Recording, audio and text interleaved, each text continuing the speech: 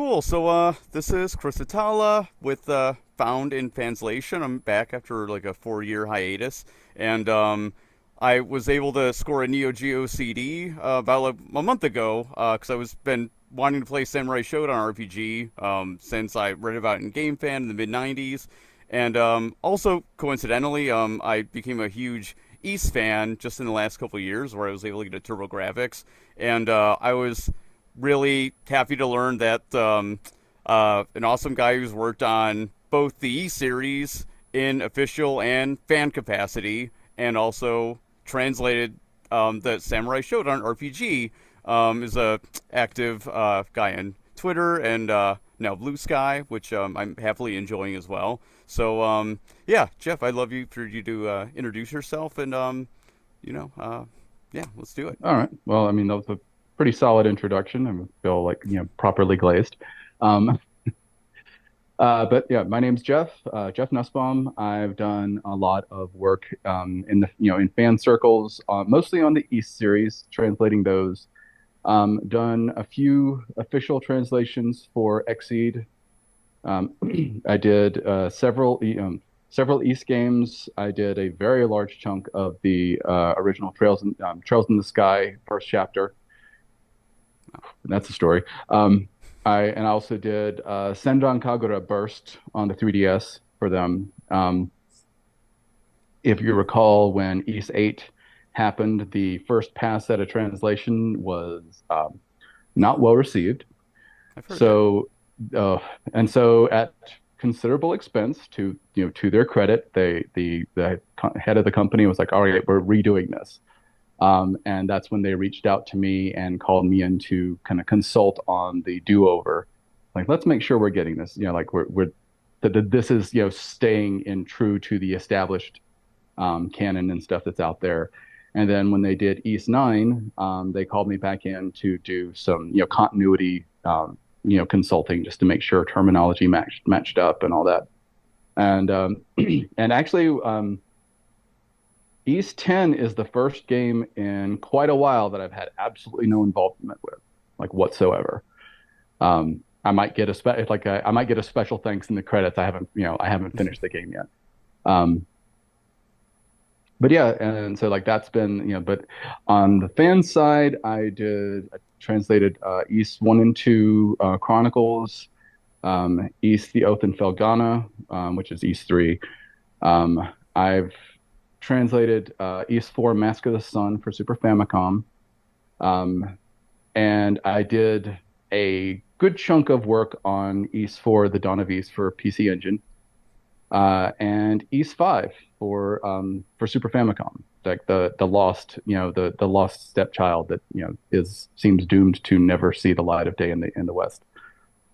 But yeah, and then I think my days of working in fan translation circles, unless I can, unless there's like a couple of very specific games that if the opportunity arose, like I would work on those.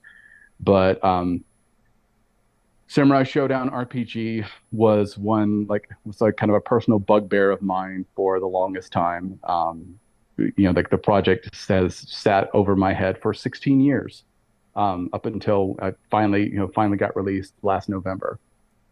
And Why on your head specifically? Why do you say that? well, because I mean, that's how long I've had the project.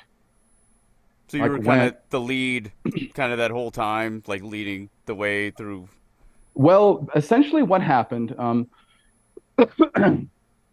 with Samurai Shodown, like I've been a fan of the Samurai Shodown series since it's the first time I ever saw it. It was like one of those where you know, you go up and you play a game for the first time and you just get this like, ooh, this one's special.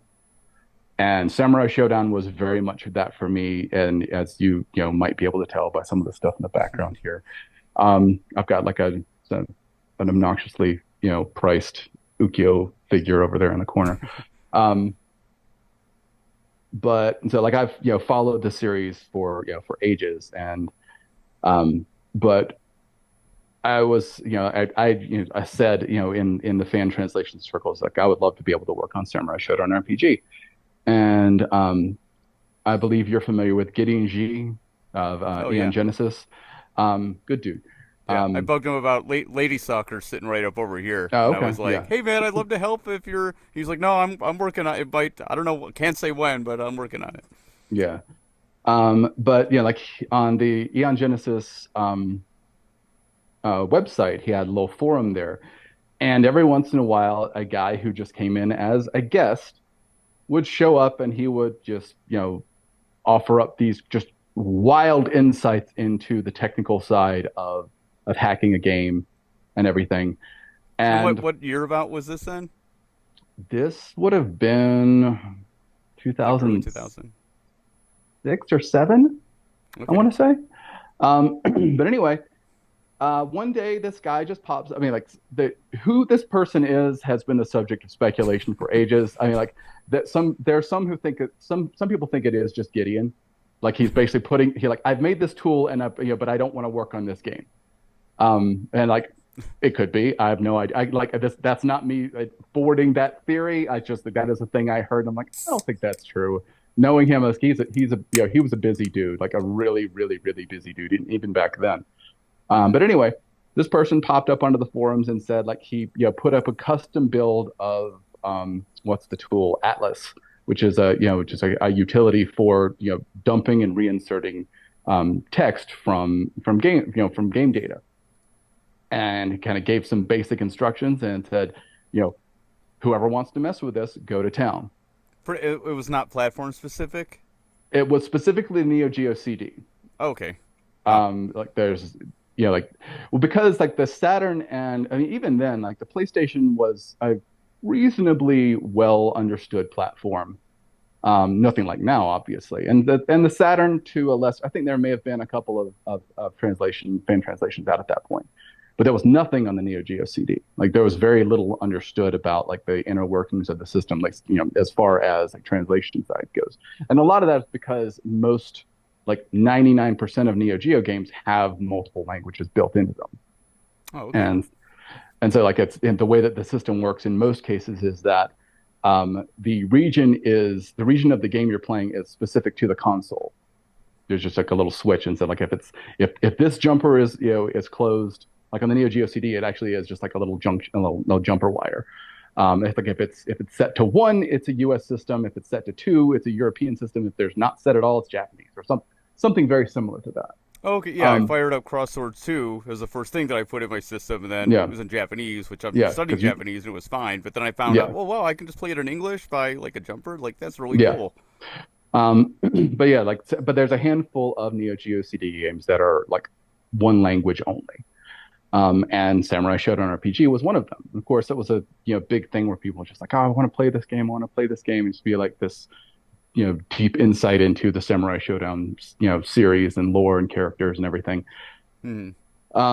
But but anyway, the guest came in and he, put those tools up and he said, have fun. And there was no table.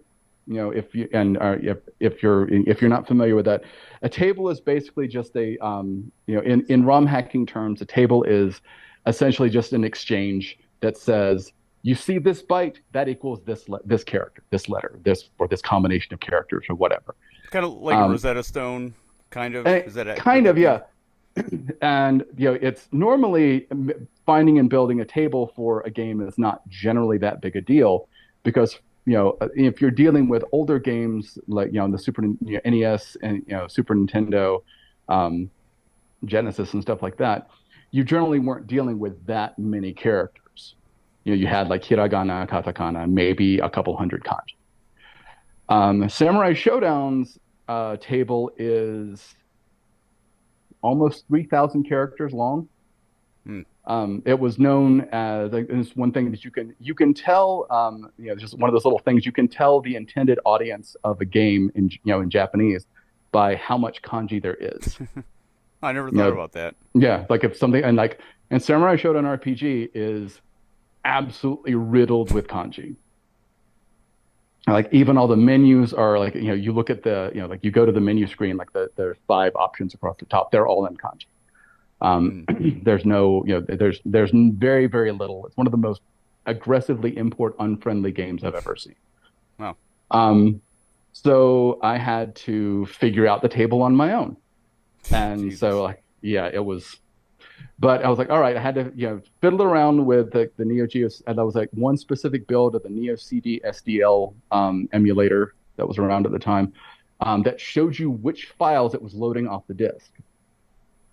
And so I did just a bunch of like just detective work, and I found the early like what's the earliest place that I can get to and have this, and adjust text to fiddle around with it and just kind of get a feel for the way that the game works. Um, and as it turns out, if you played as Ukyo, there's like the first thing that happens is the screen fades in, and he just goes and he talks to this one dude. Um, and so I just said like, all right, well I know where like I know where the table starts, like what the hex what the values are for each thing.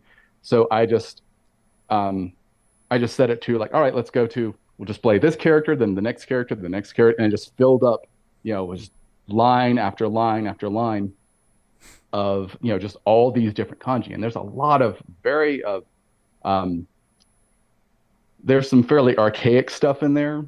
A lot of it that I did not know, would not recognize. And so I spent about about 6 weeks just figuring out the table. And yeah, like so, like I found out. All right, I got every single character, and basically what I did, I got it to because you could only display 32, like 16 characters on two lines. And so Mhm. I just like, all right, just show me the next 16, or the next 32 characters. Then and go to the next line, show me the next 32 after that. And I just took screenshots, and then I went on to www.jadic, the that online Japanese like kanji dictionary, Oh, cool. I and never used use that. they have like a multi-radical thing where you can just you click off. It's like, all right, this stroke, this this radical, that radical, and you like show me all the kanji that match this. And I was just like, all right, I had to kind of just, Wow. and I did that for a couple thousand kanji. I mean, there's a lot of them that I knew and I could recognize offhand. Of course, nowadays you could just do this and be like, all right, I take that same step and just do like Google Translate, transcribe, like voila. Um, and just for the hell of it, I was just like, how easy would this have been with modern tools? And yeah, like that 6 weeks that I spent, I could have done it in an not in an afternoon, but like in a couple of days, I could have done all that work. Um, Yeah. Wow. uh, so, and then like from there, it just all right. Once I found all that, all right, now I can properly dump the script. It's like it dumped the script, but it just showed like just a bunch of hex code. Nothing that actually corresponded to anything that you could actually interpret.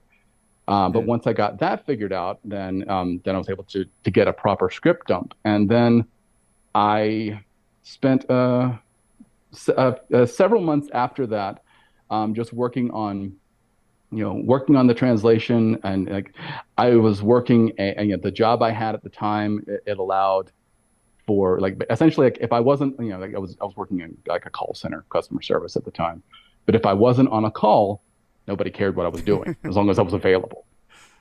So I just worked on doing the translation stuff. It's awesome. While I was idle at work. And the script didn't really take that long because it's not that like the ironic thing about having all that kanji, it makes it easier to understand the language if you know what the kanji is saying, because you don't have to guess it like, oh, is it, because Japanese is loaded with homophones. So like this word sounds like this word, and like wait, like so you have to think about the context of like which of these words do they mean. Um, but if you know the kanji, then it's just well, it very definitely means this. And that's the ironic thing is like if you have a greater command of kanji, the written language it becomes easier to understand than the spoken. Yeah. I study like super like long like I had to teach someone from competitive fighting games. I he hosted like the most famous like Japanese player in the world. We brought into like our event and Mhm. everything, and he translated for him. And it kind of like I knew he was like into language and everything, but I didn't know to like that extent. So he was Mhm. like we had him be his personal translator as a player. So then I went to Japan and then I came back and then I hired him to. He started his own tutoring business and he Okay. ended up being like a YouTube like million subscriber. Like did like really well for himself and everything. So I was lucky that I was able to have personal lessons from him for about a year, and Mm. he like passed away like 3 or 4 years ago, which like Oh really no. was like terrible. And in my own kind of way, I felt like, man, like I learned a lot from Mm. Moses. It's almost like disrespectful of me to not have followed up on like all this personal like one-on-one. And he was like an amazing teacher, and he was a polyglot. He could Oh yeah. he yeah he taught like dozens and dozens of languages. Oh Um, wow. yeah, Lao Shu 50 500. He was like a big YouTube guy and everything. Okay. So I found this site called WaniKani, and it's like Oh $9 a yeah. month or something. Okay, yeah, so you've heard of it. Yeah. Cool. I'm familiar. I don't know much about it, but the name is definitely one I recognize. Yeah, and it's fun to like kanji was I stopped doing Japanese with him because I was like, oh man, like I'm really I didn't believe I was ever going to be able to learn kanji. Mm. I really loved how Moses could like break down language, and I loved learning with him, and he gets you speaking like right away, and also writing. But I was like, I'll never be able to learn kanji. Um, and Yeah, yeah, you like will. so my I don't like speak it. I just do it like in my free time, like on the Mm. computer, like doing like vocabulary basically. But Right. it's so like I it's yeah, it's just like so helpful to like for because really I just want it for like video games, like Mm. honestly, and like oh of course also take my wife to Japan, eventually hopefully, but Yeah. yeah, it's a lot of fun, and yeah, my spoken, I like listening is comprehension is horrible, Mm. but yeah, it's like I finally understand like like how to learn kanji and Mm. why it's so important to the language, and it's I feel like Yeah. it's going to be really helpful as I continue like on this Mm. fan translation kind of journey. Oh, absolutely. It's it is like it's daunting if if you when you don't know it, Yeah, but once you learn it, you're just like this makes the language so much more straightforward.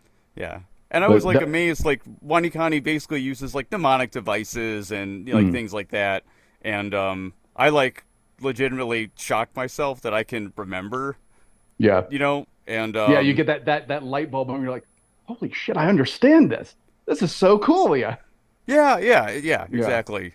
Yeah, Um, that is a very special moment when you just start picking up, realizing that you're like, I know this. yeah, Like I understand this. This is not something I'm having to like rack my brain and to get.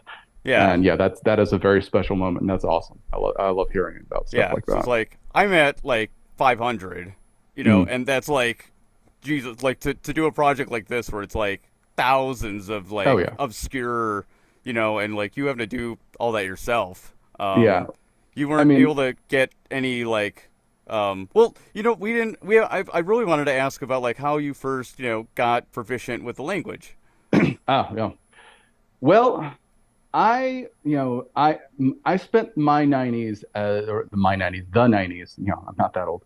Um, I spent the 90s like I was introduced to anime. Like I'd encountered anime like a lot of people in my age group. Like I'm 50, born in 1974. So like there was a few things that popped up here and there throughout the 80s, like Battle of the Planets, or Robotech and things like that, or Akira. Um, but it wasn't until I saw it was like 19 because I remember the very first one came out in 1987, but I don't think any of it really kind of trickled over, at least not to where I was. I was spent the first several decades of my life in South Carolina, um, but none of it had trickled there until like a year or two later. But it was Bubblegum Crisis, Okay. I don't know and anything. If you want to tell me a little about bubblegum, I really like know almost nothing about anime oh actually okay. too. So Bubblegum Crisis is essentially um, a very like Japanese 80s style take on Blade Runner meets Terminator. oh, that sounds awesome. I mean, it honestly is it's pretty cool. But it is kind of funny. It's a little hard to recommend now just because of the way that the language has changed over the years. Because essentially these uh, semi-organic robots are being manufactured by this mega corp called Genom, but it's supposed to be genome. Oh, But it's and like I never didn't make that connection for years. It's still like it's a genome, and I was like, oh, genome. Ah, I get it. Um, but like these robots were like hiding and they would take on human form and everything. Um, and oh, and I got just as a quick aside, in the first episode, because it was an OVA series, like all the direct to video stuff that they did. And it also had really, really good music, like these vocal, rock vocals and everything. And there was the song that was in the first one called Konya wa Hurricane. Konya, like, Konya, it means like this evening. Like there's a hurricane tonight. And it was like this really cool song. And like I finally sat down to watch that Scott Pilgrim Netflix series a oh couple yeah. weeks ago. And like and one of the episodes, like toward the end, they play that song, and I'm sitting here like, what the heck? Because it's such a randomly and like very specific reference. I'm like, all right, I'm in love. This is amazing. but anyway, but like I discovered that there was another one that I really got into, Ixer 1. And that's like, and also where I discovered the East, like those, I discovered East right around the same time. Um, and I got in like, and I used to have the entire East anime on Laserdisc. Oh my Yeah. God, really? Oh, yeah. People, yeah, just people think like, oh, and anime is so expensive. Like, you have no idea how good you have it. I used to pay 5,800 yen per 30-minute episode Ooh, of the 4 episode East 2 anime. wow. Unsubtitled. This is like the Japanese Laserdisc. So there were no subtitles there. There weren't even Japanese subtitles. Um, Really? Jeez. yeah, like what's I don't think I don't. It's been a minute, but I don't think Laserdisc had really great support for that kind of stuff. But Wow. anyway, You think that'd be like the most obvious thing, you given would like think. the graphics? But when you bear in mind, Laserdisc as a technology dates back to like 1978 or something like that. It had been around for a while. But anyway, like so, like I got into anime, and so I was just like, and a lot of it was unsubtitled, or like you would Hmm. have these, just terrible, terrible copies of like fourth, fifth, sixth generation VHS copies, and it's like that VHS horror vibe that people are all about these days, like you know. The real VHS horror is trying to watch something that is like a fourth or fifth generation copy of something, and it's just like, is that a B or a D in that word? I can't tell. Oh, oh Um, my God. Yeah. but anyway, like I got tired of wanting to, or like not understanding what I was watching, and like I was just kind of picking up bits and pieces of it here and there. Like I would learn, the pretty much the first word any aspiring weeb learn, like learns is nani, you and but so like, and I got a book and I started teaching myself the language. I never had any formal training or anything, but like it was, you know, kind of admirable that I was so devoted to it. But that is like about the worst possible way you can learn Japanese is from anime, because they, like a conversational Japanese does not sound like dramatic Japanese at all. How so? The thing is, like scripted Japanese, like what you hear in your average television show, or movie or whatever, it's slowed down, and it's everything. There's a lot more emphasis, because like Japanese is not a stressed syllable language. It's timed syllables. You don't stress things like when you want to make a point, like we do in English. Like there's, everything is, like it's a fairly flat, flat intonation of these words, but each syllable is, it's meant to be held for the same amount of time. Nan desu ka kore wa? Nan desu ka kore? Like, you don't say that. That's just not a thing that people do in Japanese. But yeah, you'll pick up, but like, the thing about Japanese is that it's very much not about how you say it, it's what you say. It is how you form a sentence. It's how you construct, your choice of words It is the verb conjugation that you use. It's the honorifics that you use that determine, because like most swears, quote unquote, in Japanese are usually just variants of the word you. And like words, and in most cases, they used to be respectful. Like, the common one is kisama. That literally just means you. It used to be a very respectful way to refer to someone. But it's not anymore. It's, that is something where like it will get used very often as like an interjection. They say, it's like, oh, kisama! And but and like to the point where it often gets translated as like you bitch or you bastard, depending on like whatever the context is.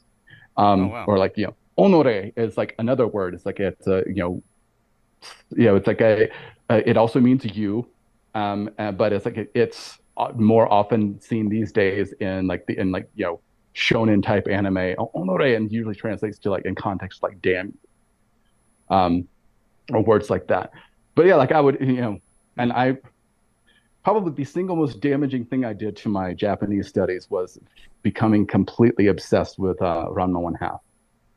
How come? Because Ranma is not someone you want to emulate. Like that is not a person whose speech patterns you want to emulate. And I will not relate the story of the Japanese restaurant when I was like, well, I'm never coming here again. Like I've embarrassed myself irrevocably. I just need to go and if I had someone here to chop off my head, I would cut open my belly. It was that bad. Is he just like a very disrespectful to everybody kind of character? Yeah, I mean, well, it's like the another word again it means you, omae. It is like literally it's there's the o syllable at the beginning, which normally indicates like added respect. It's like you put a little respect on that name. Mai means front, forward. Oh yeah. Omae, okay. yeah, like, omae means you. It's a not very polite way of saying you. Huh. But like if you want to make it even lazier and less respectful, you would say like Ranma does. You would say ome, and it's like and like you say like ome wa, and like it's just like, oh, you don't, like, how dare you speak to and those, and actually my friend Chris related to me one time. He just kind of slipped, and he was leaving one of his classes, and the professor, the sensei, wished him well. I said, "Omae mo," which like you too, and he caught himself, "Sensei mo," like you basically like you don't use that word to your to your sensei, and so. But yeah, like so I picked up all these terrible linguistic habits that took me years to unlearn, and I never fully did it. It's like I haven't really kept up with my Japanese studies in quite a while. Like the script for Samurai Shodown RPG was done years and years and years ago. At least like as the like the top, start to finish, it's it is in English. It's not ready for prime time, but it is in English. But yeah, like it's like I got really just like I spent I like that was my weeaboo phase. I just got completely I completely checked out of American entertainment. I didn't listen to American music. I was basically it was all game soundtracks and anime. Yeah. And I still immersion. There you go. Yeah, I still mostly listen to game soundtracks. Yeah, I do too. There's some great stuff out there. But yeah, like I basically was like that went on for like about 15 years, and the last anime that I ever like really enjoyed and got into was Gungrave. Mm-hmm. And that was 2002. But yeah, but yeah, that was also when I discovered the Neo Geo. It's when I discovered Ys. And actually, it was funny because like both of the Ys and the Neo Geo were both discovered because I walked into one store. Uh-huh. Yeah, there was this place called Power Up that was they rented import systems. Oh my God, really? In 1990. Wow. Yeah. That's amazing. So like they had they had TurboGrafx they had the TurboGrafx CD to rent. They had Neo Geos to rent. They had the Super Famicom before the Super Nintendo came out. Like I got to play, ActRaiser was, and I was just like, I remember seeing like Final Fantasy 4 or Final Fantasy 2, hearing the intro from or hearing like the first stage of ActRaiser. I'm like, how does it sound like this? This is amazing. And so yeah, it just but like but from there I rented the TurboGrafx CD with East Book 1 and 2, spent an entire weekend playing it, and I was like that was one obsession born. And then I also, the same thing. I rented the Neo Geo from there, and that, was the birth of another obsession. I'm like, literally, that is like, just one of those random decisions that completely altered the course of my life. Like if I'd never walked in there, I would have a very different life than I do now. Yeah. Do you remember how much they were to rent? Both of those? Gee. God, it's, I mean, that's like 25 years ago at this point. Or sorry, like 35 years ago. Jesus, I'm old. It's like, how can it, it's like, how can it be 2024 when 2007 was only 2 years ago? That kind that kind of thought. Yeah. Kids age you very differently, as I found the last 5 years. And I'm in just like everything's like a time vortex, and yeah, and the older you get, the faster it seems to go. Yeah, exactly. I have plenty of hypotheses about that, but that's another discussion. But yeah, but it was Japanese then, so you had to play East and Jet. I apologize in advance. It was the US version. Oh really? Oh okay. Yeah, it was like cool. Because they didn't have they didn't have PC Engine stuff. They had PC Engine games. They had PC Engine CD games that you could rent, because those you could play with, because they were back then, consoles and stuff. They didn't, CD systems didn't have, copy protection, because it was just like, all right, this is still such a new thing that we're doing. It's all so experimental that you could just, copy stuff and it would just work. It was the good old days. Oh yeah. I was lucky. My uncle had a CD burner, a 1X CD burner for his job in like 91. So it was my grandpa's brother, so like my older uncle. So it's like, it was great. We'd go over there and like, be basically like, have like some pop and like chill out, because it takes, an hour, 40 minutes to burn a disc. But it was like, it was just awesome. Oh yeah. And I remember like when, like, I remember one of those, like, I was always kind of fascinated by video game music. And just like that, the whole concept of just like the way that, making these electronic things, these bleeps and bloops and stuff, turning them into music. So like, the advent of the CD-ROM system, like playing East 1 and 2, I was just like,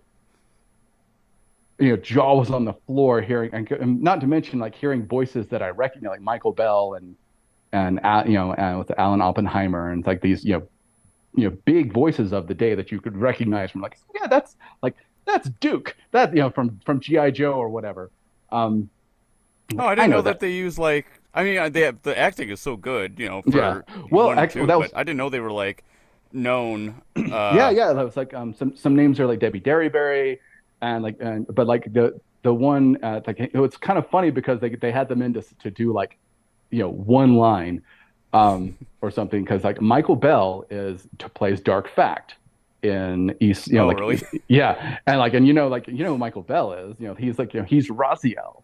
And like, like from the Legacy of Kain Soul Reaver, yeah, and so like you hear that, it's like, knave, prepare to die, and it's like, like, I know that guy, I know that voice, and it just let this, that just, you had some skilled voice actors, and so like, wow, that actually elevated everything, but also hearing names that you recognize from the TV also lent it this air of like legitimacy. So I was just like, East 1 and 2 was just like this mind-blowing experience for me. I loved that game to absolute death.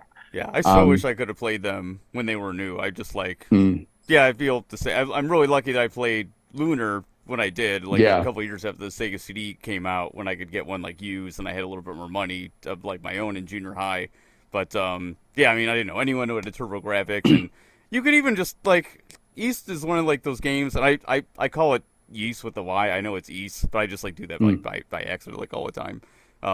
It's like one of those games, even just like for this like logo, you could always just tell like some games are special, and I could always just tell like East was special, Yeah. and I only got to play it myself like 7 years ago when I got a PC CD a duo Okay. on because like one of the last frontiers for me were like Neo Geo and like PC Right. Engine, and yeah, I mean it had I felt like almost as strongly about it playing it, like as like an adult and everything as I feel like I would have as a Mm. kid. And I love that about old games where you have to have so much of your imagination to, but it envelops me in like the world even more. I feel like even more a part of these old games that are just like like tiny little stick figures and everything, Hmm. but it's just that atmosphere that they create, and especially East 1 and 2 with like that incredible use of Yeah. music and like yeah, like the skilled voice acting. Yeah, it's an awesome game. I try to get people to like go back and play it. I know people probably aren't going to mess with like the TurboGrafx version when you can play Yeah. Chronicles, which you've also worked on and everything, which Yeah. is great. But I wish people would you know go back Yeah. and experience the original Yeah. Well, versions. fun fact about me, I grew up wanting to be a makeup effects artist in Hollywood. Oh, cool. Like I was a huge horror buff as a kid. But I wanted to be the person who made the monsters. I wanted to make I wanted to make all the blood effects and all that kind of stuff. I know how to do some stuff like like old school like squibs. Like you fill up a condom with like the your stage blood and you tape it over the little explosive and you set the explosive and stuff like that. I know how to do that sort of stuff. Oh, that's sweet. Um, but didn't that was not a career that worked out for me because it turned out I have absolutely no aptitude for sculpting. Um, and you Uh, kind of need that. But I only bring that up just as you were talking about those older games and everything, and it's the in the days before CG, and especially before CG became sort of this catch-all answer for for any kind of visual trickery you could use for a movie. It's like someone made the point like every single like you watch a movie like the original Star Wars or like Poltergeist or Friday the 13th or Aliens or all that stuff. Like every single effect you see on screen is a bespoke magic trick.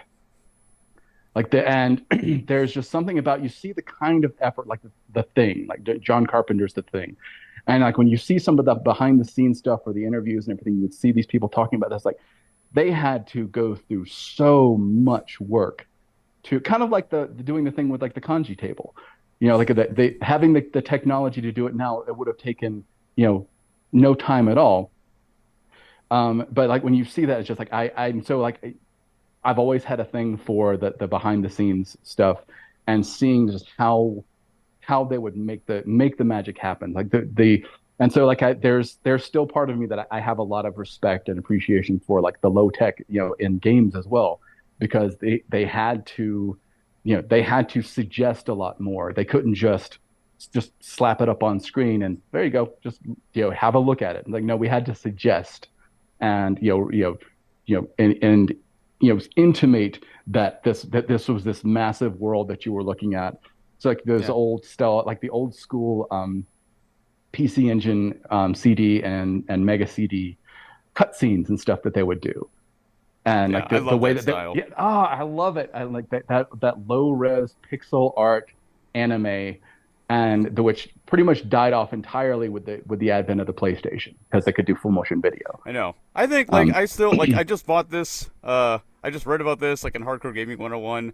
It was like oh, oh let's say after that, yeah. it's a GameWorks. I was like it's a GameWorks game, which I love Lunar and like Mm, Grandia, and I love that style of like the East cutscenes and like mm, Lunar with just like like a kind of moving sprite. It's just like I'm so right. fascinated by the technology, and honestly like FMV is like it's kind of like boring to me because then it was just like oh it's just like a card. There's no like you said like trickery. There's no There's no technical like trickery to make technical it yeah. happen. It's Um, just I mean like and I don't want it like and I don't want to downplay like I don't want to say it's just anime.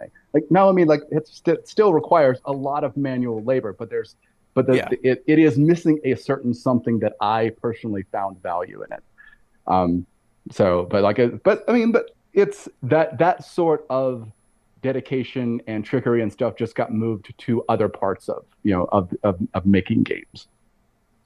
But it is but it is had that there's the modern thing nowadays where you can just like engines are now so powerful that you can have like rinky-dink little indie games that look better than anything that could have come out on the like on consoles or a few generations ago. Like that, what's that game? Uh, Tormented Souls, I think it is. It's like this Resident Evil knockoff. But it's like it's all 3D. It looks, it basically looks like you remember you seeing the Resident Evil 1 remake and just being Oh like, yeah, oh my holy God. crap, this game looks amazing. But it's like it looks that essentially a lot like that, only in real time. Mm, And honestly, probably visually just better, have more bells and whistles, better lighting, that kind of stuff. But like mm, that's just a little indie game. And like now there's just like these bespoke game engines and that are just made specifically for the sake of just kind of helping people get past all these obstacles that used to exist. And which is great. And I love like I think it's cool that games have been like democratized in that way. But there is still that part of me is just like I still kind of miss those days when it just it took all of your little all the trickery your programming trickery that you could muster to get this effect to work and just made every like any given moment could feel special if it hit you just the right way. yeah. Um, That kind of reminds me of so with East 4, which we didn't get in America, mm, and like no one bought a TurboGrafx as it was, but it's like at least they could have, like, I'm sure that this the system was like deader than dead when like 4 came out in Japan mm. and all that. I was like really interested when I played it for the first time and I read about it a little bit that they couldn't really. So it seems like the subtitling so many of the scenes where it's just like a giant East 4 has, like, if you haven't like played the game, it doesn't just have like these Sega CD and like TurboGrafx CD cutscenes with like moving sprites. It has a lot of scenes where it's just like the overworld, but then it's like a giant face covering half the screen and talking. Mm. And I guess it was like a big technical. It was like it was too much to add subtitles right to that, so they had to like totally dub. I was wondering if you like were involved with that, or like how the technical side of that even Well, specifically worked. um, I don't know a ton about like the coding side of it as far as the TurboGrafx went. I know that it was there was never a chance that they were only going to be subtitled. Hmm. Even if it had been technically feasible for them to do so, like that was just not a thing where like look because there's like to this day there's still a stigma about subtitled movies. Like if you're watching it, like I don't want to watch something that's not in English. So like it was just thought like the games have to be dubbed in English or else they just won't sell. And to their credit, they were probably right. Um, but like for the earlier TurboGrafx CD games, most of the time they're like the music and the voiceover stuff, like Eastbook 1 and 2, almost not everything, but almost all of the voiceover stuff is done as part of Red Book Audio. Meaning like it's like when I say Red Book Audio, if you're like, you probably are familiar, but for any of the Yeah, viewers who people might probably not don't be, know that yeah, term anymore. Yeah, it's like I'm getting it's old. Red Book Audio is specifically refers to like you pop a CD in the CD player, you press play, you hear music or whatever is recorded on it. That's Red Book Audio, as opposed to the other types of audio, which would be like the kind that gets compressed and then played back by the computer or the system so like that's the equivalent of like compressed streamed digital voices like you see in basically every system from the PlayStation onward. And actually, I was going to mention that when because I was so for the longest time I was so used to game audio music being on Red Book Audio. It's like, hey, and a lot of the early PlayStation games still had Red Book Audio. Like you could take your copy of Battle Arena Toshinden, pop it in your CD player, and listen to the music. And I remember the first game that I ever noticed that what's called ADPCM, which is which is that compressed stream, like basically kind of like an MP3 or something, where it's just streaming it off the disc, was Symphony of the Night, Oh Castlevania yeah, Symphony of the yeah. Night.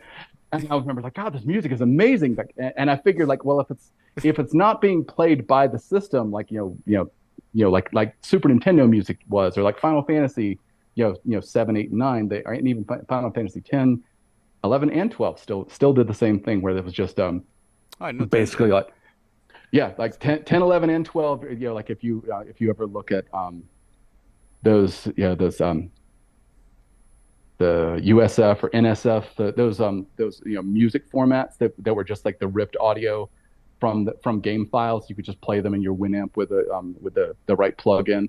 Yeah, But PlayStation 2 still had that functionality, and still a lot of games still used it. And the primary reason for that is because it just saves a ton of space. Because Redbook audio is it's uncompressed, and like uncompressed anything, like uncompressed audio and visual and video is like the most space hungry thing you can do. But so like doing, but like going back to Castlevania, hearing the music in that, and I was like, this sounds amazing. How are they getting those rich, these amazing voices and all these rich strings and the violins and the horns and drums and all this other stuff? Yeah. And but it wasn't Redbook.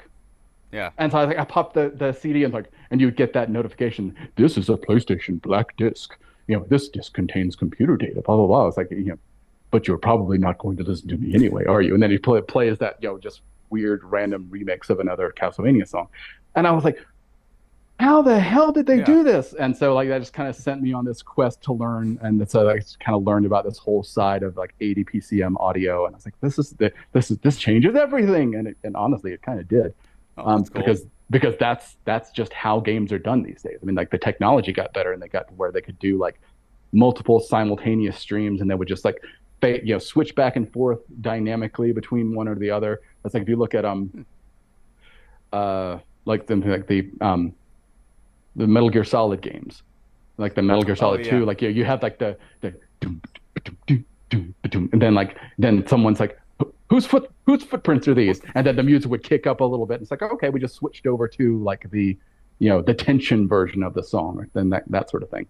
So like game audio has always been like a minor fascination of mine. So like I've always had a thing for game music.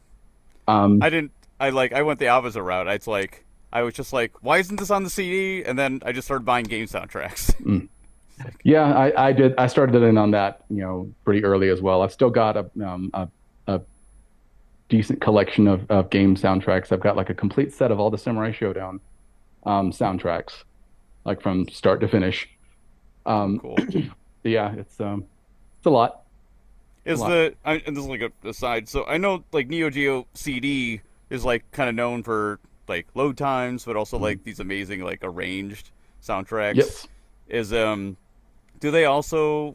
like most of the Neo Geo CD, do they also feature like the original audio, or are they pretty much all like just arranged music? It depends. I know this is like a total aside.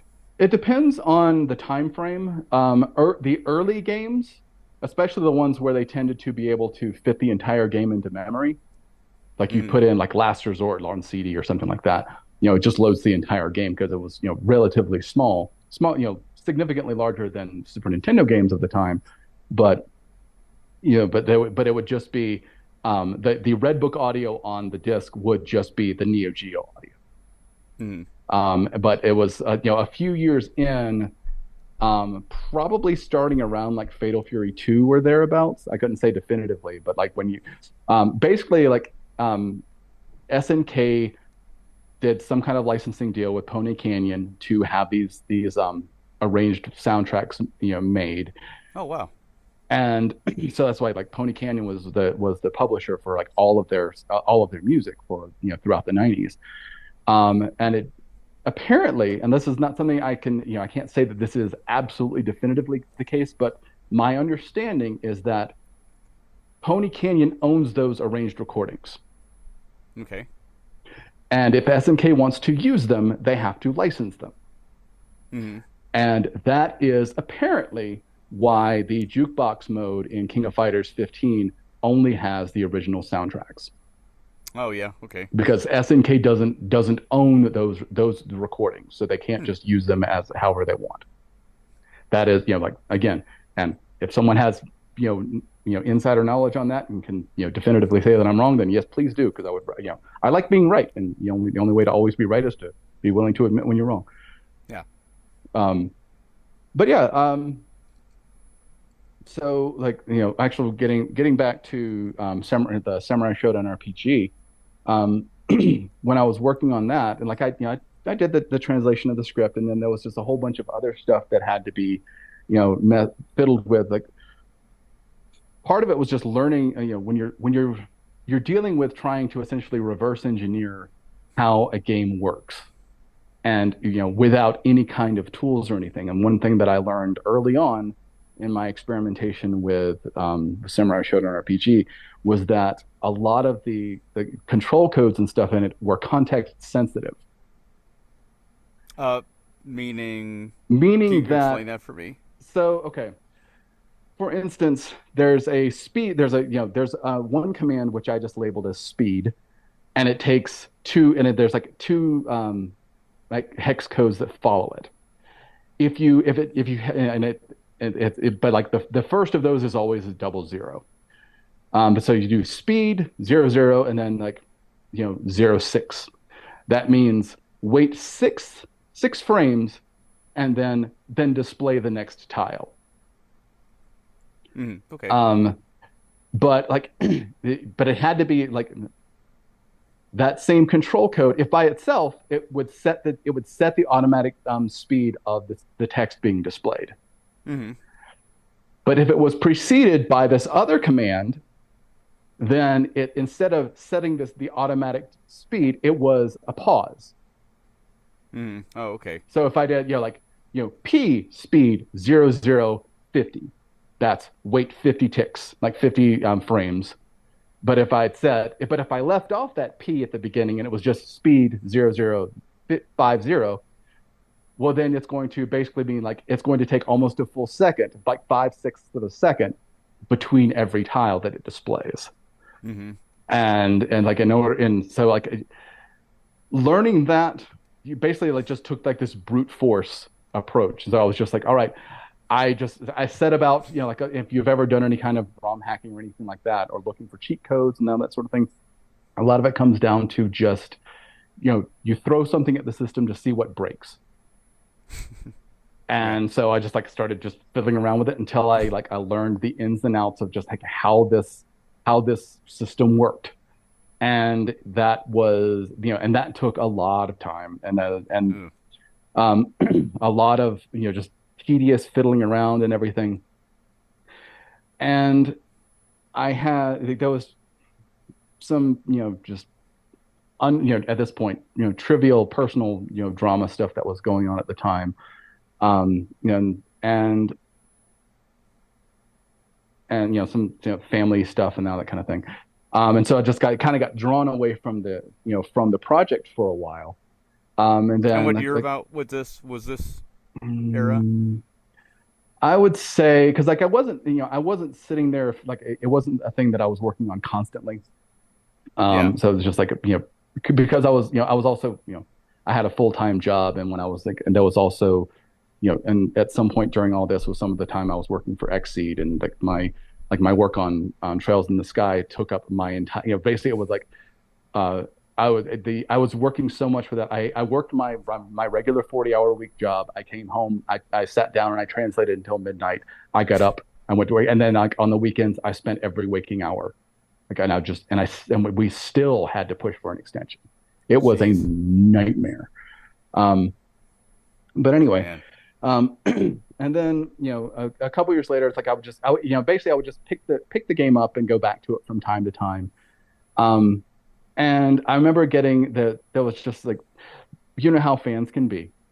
There's a certain contingent of fans who they think, oh, you're working on this, that means I have a right to it. Hurry up. Yeah. Now. Yeah, now, yeah, and I got there was a couple of bad experiences with that, and I was just like, you know what, I'm kind of soured on this. I don't feel like messing with it. Um, and then, uh, and like a couple years later, I decided I was like, all right, because I still enjoyed it. I still wanted to finish it. I still enjoyed the process of working on it.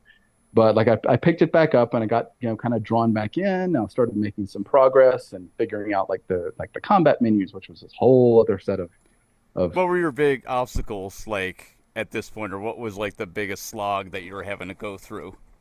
Um, a lot of it was changing graphics because like there's a whole bunch of like graphical text and stuff in the menus and like learning Oh finding God, these things that and sounds horrible. it was quite the pain in the ass.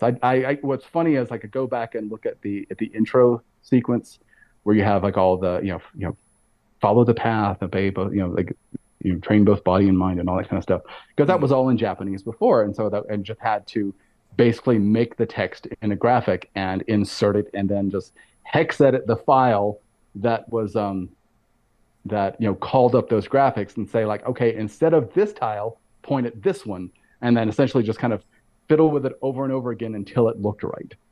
Yeah, And like God. going back and looking at that, I'm just like, I have no idea how I found it in myself to do all that. Because I remember thinking like when I did pick the project back up, for this final stretch that led to its eventual release, I'm like, boy, because I was worried there for a moment, like, please tell me I didn't lose this, like that I still got this work because I do not want to redo this.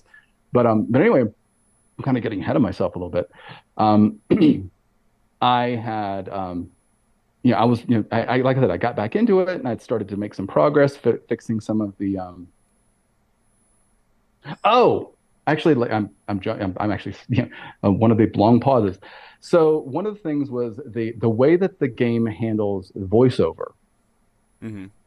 Instead of like the way that most games do nowadays, you'll have like each line is its own discrete piece of audio Oh yeah. like that's the typical. I mean, because that's the way you would kind of tend to think it should work. But that's not how it worked back then, at least not on the Neo Geo CD. But you would think like it'd be like I'm going over here. It's like call up the file that says I'm going over here, and then you go to the next line. It's like you go over there, and then call up that file that says you go over there. Um, well, with the Samurai Shodown RPG, the way that it works is like when it loads in all the voice data that could be played in an area, which was kind of it basically like the way that a lot of older games worked back then was that you go into this town and it's loading up every single bit of information that will ever be called upon in this town, Oh, cool. no matter where you are in the story.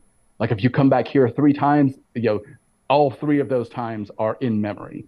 Oh Like wow. when you're in there. Like that's how and that's how Samurai Shodown RPG worked.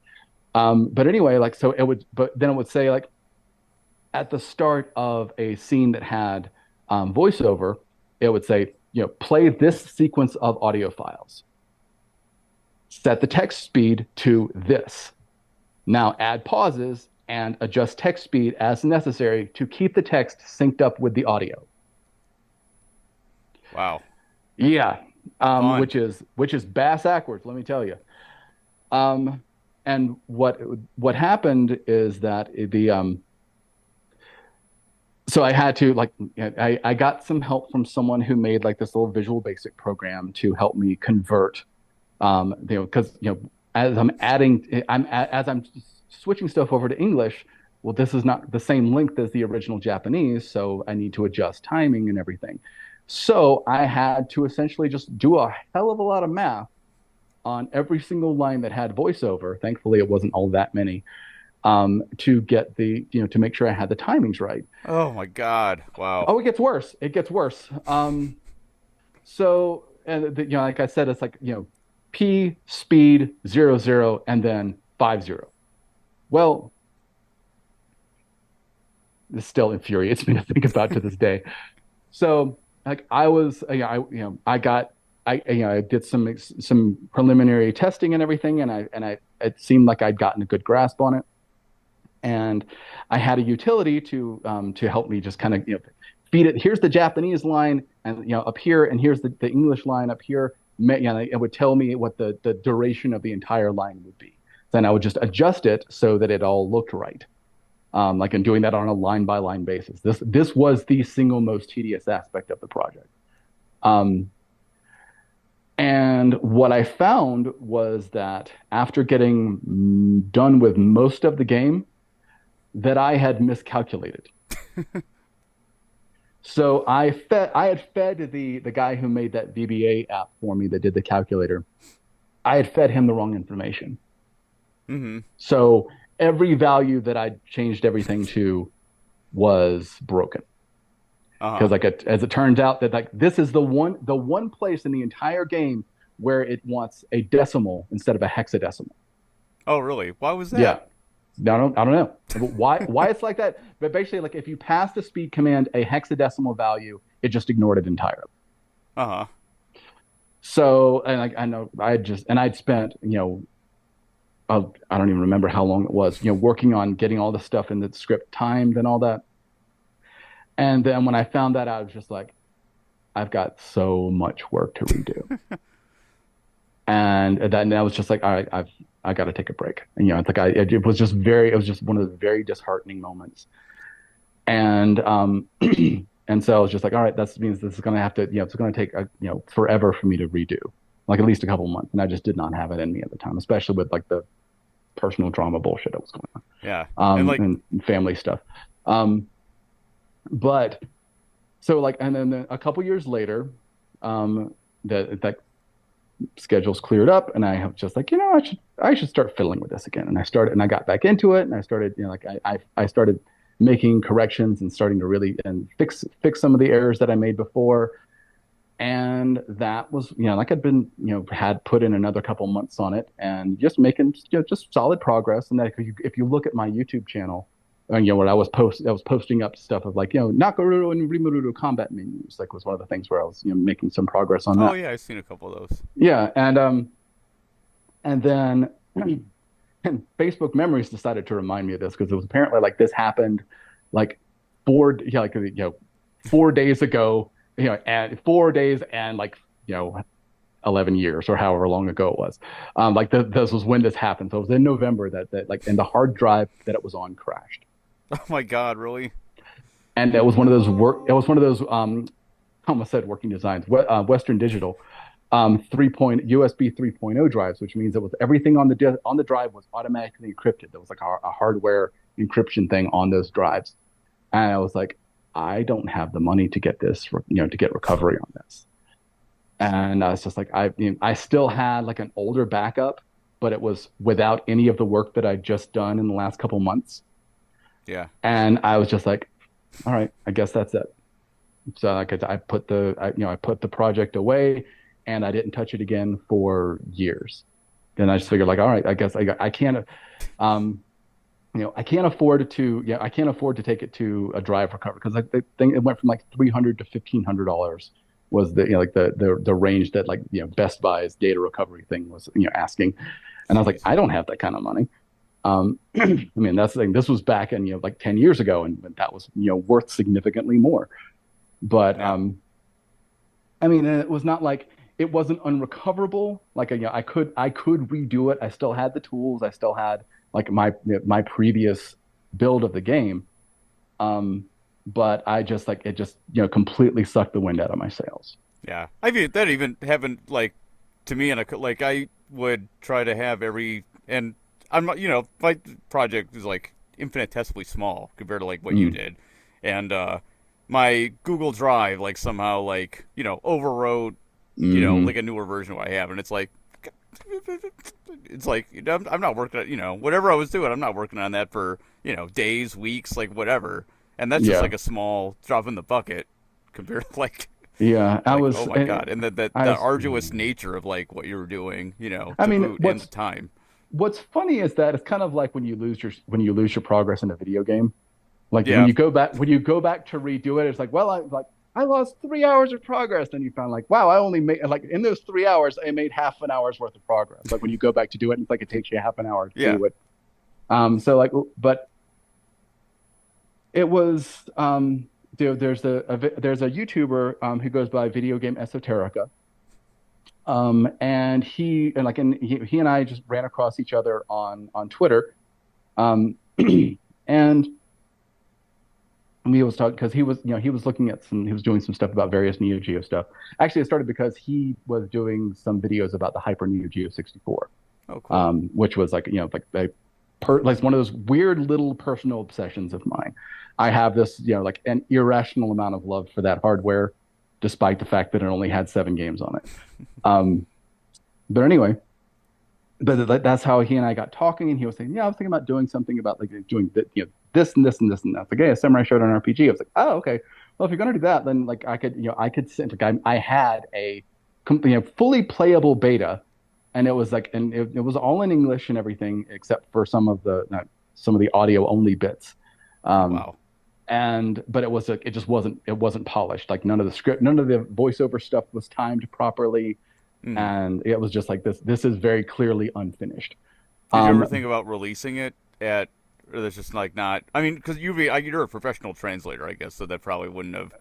It's not something eh, you would do. Is that I right? mean, like there were a couple moments here and there where it occurred to me that I could just toss it out there and say have at it, like just to upload it somewhere anonymously and just like wash my hands of the Yeah. entire thing. But Did I you could just never, like? Did you like Princess Crown? Did you see like the drama yeah, with that? yeah, some but it was like I could never quite bring myself to do it. Like, and I saw that like there's that French translation patch that was out there, which cribbed very nakedly from the videos of mine because it was like, well, those icons were drawn by my friend. Oh, Like I really? know, yeah, like the guy Combustocrat who did all the like the new artwork for the game, like any of like the new logo and like the stuff that appeared, like all those menu things that appear in the opening when you're first selecting Did your you? characters and all that. Yeah. How did you feel when you saw that in someone else's work?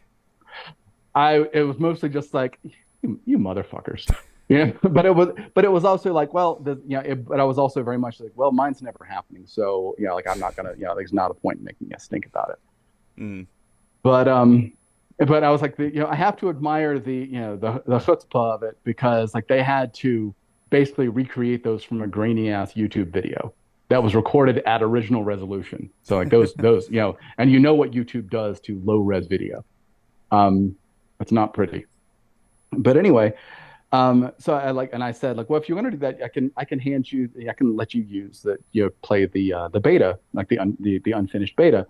And so he put out a video about the Samurai Shodown RPG, and like it included that, and it was just like had this got this huge response, and so people were just like just excited. Holy wow, this is like is this actually going to happen now? Because I think there was several false starts of other people tried to to go and Mm. translate the game. Did you have And, any communication with any of those other projects? mm-mm. No, I was completely out of like I withdrew almost completely from like any kind of like fan spaces and stuff like that. Mm-hmm. I didn't like I'm I have a simple philosophy, and that's something where like I'm going to make some people mad when I say this, but all fandoms are poison. Uh huh. And because there is no group of people there, any group of people that congregates over a shared opinion is not going to be dominated by its best, kindest, or most reasonable members. It just doesn't happen. Um, and like I think that people just kind of like I'm content to be like a fan in the background. Like my fandom, like my personal fandom, is very much individual to me. Like I'm a huge fan of Silent Hill. No involvement with the fandom. It's like when people and like one thing that I get kind of frustrated by is like especially in the modern day is like people have this notion that like if you love something that means it belongs to you. Like no, it doesn't though. It's like people you should listen to the fans. Like no, you should obey your like if you're a creator, you obey your creative instincts. If your creative instincts say that what the fans are suggesting is the right thing for these characters and stuff, then yeah, do it. But otherwise, like I can't stand the whole just knuckling under to fan demand and all that kind of stuff. That's the kind of thing that gave us like the rise of Skywalker, which is Yeah. I'm. like I don't and what's funny is like if there's if anyone could lay any degree of claim to an IP like they I've that I love this thing and so it belongs to me. I'm an authority on it. I could do that with ease. I don't because I don't want any part of that. Like I don't claim any ownership. I'm not an authority on it. I worked on it because I loved the series. Like the entire reason I got started doing it in the first place is because like I love this series and I want more people to be able to play them. Um, and essentially the same thing with with the Samurai Shodown RPG. Yeah. You know, That's how I feel about like like Metal Gear, but even Mm. even in like my like fighting game and like Ohio DDR circles, like people know this. Well, at least in like DDR, I guess it's like, oh, like Yeah. Chris is like really into like Metal Gear and everything, Mm. and but like I ended up like the girl that I dated before I met my wife, who's now like I'm still friends with and is like married to like another guy from the Mm. DDR scene, is like cool and everything. She was also like a really big Metal Gear fan, but I Mm. realized that like we had like a small age gap, and she started with MGS2, and I started with MGS1, but also like the Right. NES version. Then I went back to like the MSX versions before Right. MGS2 and like all that stuff. So I felt like, and I still kind of feel like, even from what Kojima has like said in like interviews, that kind of like, oh, like each Metal Gear game is almost like should kind of be taken as its own thing. Like, yes, there's this overarching plot, but like the themes of one game don't really apply to like the other. And so I'm more of that persuasion, like all the things like that. And Yeah. I, Kind of a holistic outlook on it.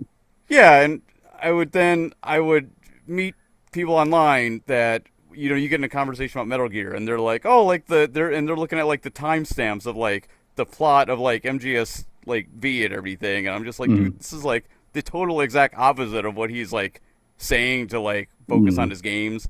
But then it's like, well, who gives a shit? Like, they enjoy it like that, and I Right. enjoy it like this, and it's like I'm too old to like care. Like, who cares Yeah, anymore? exactly. Like, I mean, people they get so worked up about it. And I'm like, you have your like, for instance, just an East opinion that a lot of people don't share, but like, I love East 8. Fantastic game. say it I again. I Which? love East 8. Oh, okay. I thought Fantastic game. eight's really popular, isn't it? It is. No, it is. But like that's not the part that people are going to hate me for. I was like, I despise the ending. Oh, how does it end? I own it, but I'm never gonna beat it. You can tell me. Oh, well, it's like I can't go into like going into detail on it is would just be incredibly tedious, but it does this, one of the things that it does it just makes all these, weirdly sweeping pronouncements about the world and its history and its lore and all this kind of stuff. I'm just like, this is not what I love and appreciate about the East series. Is it Um, trying to like connect more of the games together in kind of like a sudden and way that's not woven into the fabric of the game itself, or? in a sense, but I think a lot of it is just like they moved very thoroughly away from the thing. Like when they brought the series back with E6, and then from like and then they did Oath and Felghana and then Origin, Is that on and PSP that they brought it uh, back? E6. Well, originally the game the game originally E6 came out on PC first, Okay, and it didn't come to it got a port to PS2 and to PSP a couple years later, and those came to the US a couple years after that. okay. Um, but like one of the things that they were like actively setting out to do was sort of to give the series a bit more of a through line than just Adol goes somewhere and an adventure happens. Okay. Where they trying to kind of unify the whole thing with like what the whole like the Galbaland from East 3 or Oath and Pelgana, and like making tying that to like the Black Pearl and all this other stuff. And it's like, this is cool because Totally. it all kind of struck me as just very well thought out. Hmm. And then like after East Six, or rather, sorry, after East Origin, then they kind of went into a different direction and started covering other stories that didn't have much to do with that side of things. And That's been my interpretation of, because it's like I played 1, 2, and then 3. You know, it's like nothing to do with 1 and 2, and then everything that I've read about the more modern games, I'm in the middle of like 4. I still haven't beaten 4. mm, Yeah, I kind of thought they were all just like isolated like adventures. Even the later ones, I had no idea that like 6 was like kind of tying them all together. That's really cool. yeah, and the thing is, the way that it does it is in a way that I think is actually like extremely well done. I mean, I would go so far. I still regard like East Origin is narratively one of the best prequels I've ever seen. Like Yeah, it's every and I have played. Once I found out like Origin, I was like, oh, this is like an actual prequel to yeah like these old like forgotten. Like, this is really cool. Yeah, yeah I and like really and enjoyed that Origin. yeah it was kind of like, I mean, honestly, I felt a lot of it was like the A lot of this was so well done. It was like, are you sure some of these threads weren't, some of these narrative decisions weren't made back in the day. It was kind of like when I first played Soul Reaver. Mm-hmm. Like some of it just ties back into plot elements from the original Blood Omen Legacy of Kain so well that I was like, this is just like extremely well, like, but it was like Amy Hennig, and she's really, really good at what she does. Mm-hmm. But yeah, like some of the later ones, like with E7's, I love E7 is a fantastic game, love it. But like there's barely a story. Mm-hmm. And then like with those, a lot of people don't like, Memories of Celceta is essentially it's kind of like E7.5 in the in terms of the it is the official canon version of E4. Yeah. Mm-hmm. But it is but like the ending of that game is very abrupt, and apparently they kind of handed off the writing to like junior staffers is what I heard, and like it's not great. Mm. But which is like, your favorite version of East 4? In my opinion, the best game overall is going to be Dawn of East. Mm-hmm. I think that my translation of Mask of the Sun is probably like my personal favorite of what I like, the work I'm proudest of. Oh, really? Why is that? A lot of it came down. A lot of it came down to a technical reason, because most of the time when you're doing these game scripts, they're not in any kind of order. They're just kind of like what, yeah, whatever, and you can only figure out context through extensive testing. Like and generally when you see these things, you translate the lines individually and hope they make sense, because like you don't know if like this line does not actually come after the one that's right in front of it. It happens like 3 hours later or something like that. It's from a different scene. Was that it was a quick question? Even on the official translations that you did, was it pretty similar as like working like a fan, where that's how the file structure is, or did you have more guidance when you did like these official translations? A little more guidance there's because like generally those you're looking at stuff in an Excel spreadsheet that's got like this is the block of text that you're or this is like the segment that you're working on, and here's the Japanese, here's the here's where your translation's going to go. Okay. And like if you were lucky, sometimes it would even tell you the name of the person speaking, because like that's the other thing is most of the time you don't know. Like all you can do is just translate based on the direct literal meaning of the words, devoid of context. And that's one of the things about Japanese, I'm sure is like context is everything. Yeah. Because like a lot of the times, it is kind of funny. Like people like there's the right wing grifter types going on about pronouns, and meanwhile in Japanese, most of the time they don't even specify the subject. Like they specify the subject at the beginning of basically at the beginning of a paragraph, and then they just continue talking, and they're still talking about that same thing, but those lines don't those are not part of the same string of text that could be coming from the next thing, and you don't know if that's what they're if they're still talking about the same thing, but you kind of translate based on the on the assumption that they are, and that's how you wind up with context errors. And that's why like playtesting for context is such an important thing with Japanese. Yeah, even in Phantasy Star, like the worst I felt about I released it. This was the first thing I ever did, and I was like working off of someone else's translation, The Cutting Room Floor, but also just like that's what I started off doing, and then I just ended up kind of like rewriting, just like relocalizing, just like everything to make it like as an enjoyable experience as I could, and I really enjoyed it. Yeah. And at the beginning, I had a lot more of like working design style writing. Mm-hmm. Like I didn't like. I tell people it's like that doesn't mean like poop jokes and like like president's jokes or anything like that. It just means like the breezy style of writing. I just like really enjoy. So that's why I try to like have characters speak how they would like in like a fun book or something. Right. And I had like in the same thing. It's like the file structure was the same. It's just like all like random dialogue.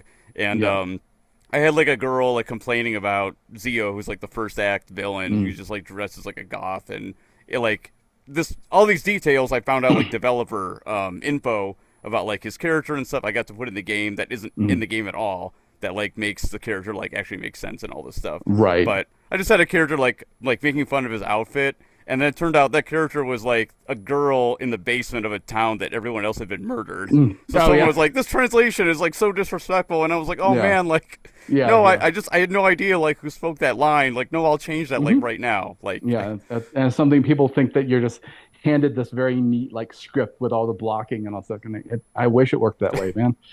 But like one of the things that I found, we're like, there's this big whole to do about like, there's this anti-localization crowd. And like, and it's. I was wondering if we would would come up in our of course conversation today.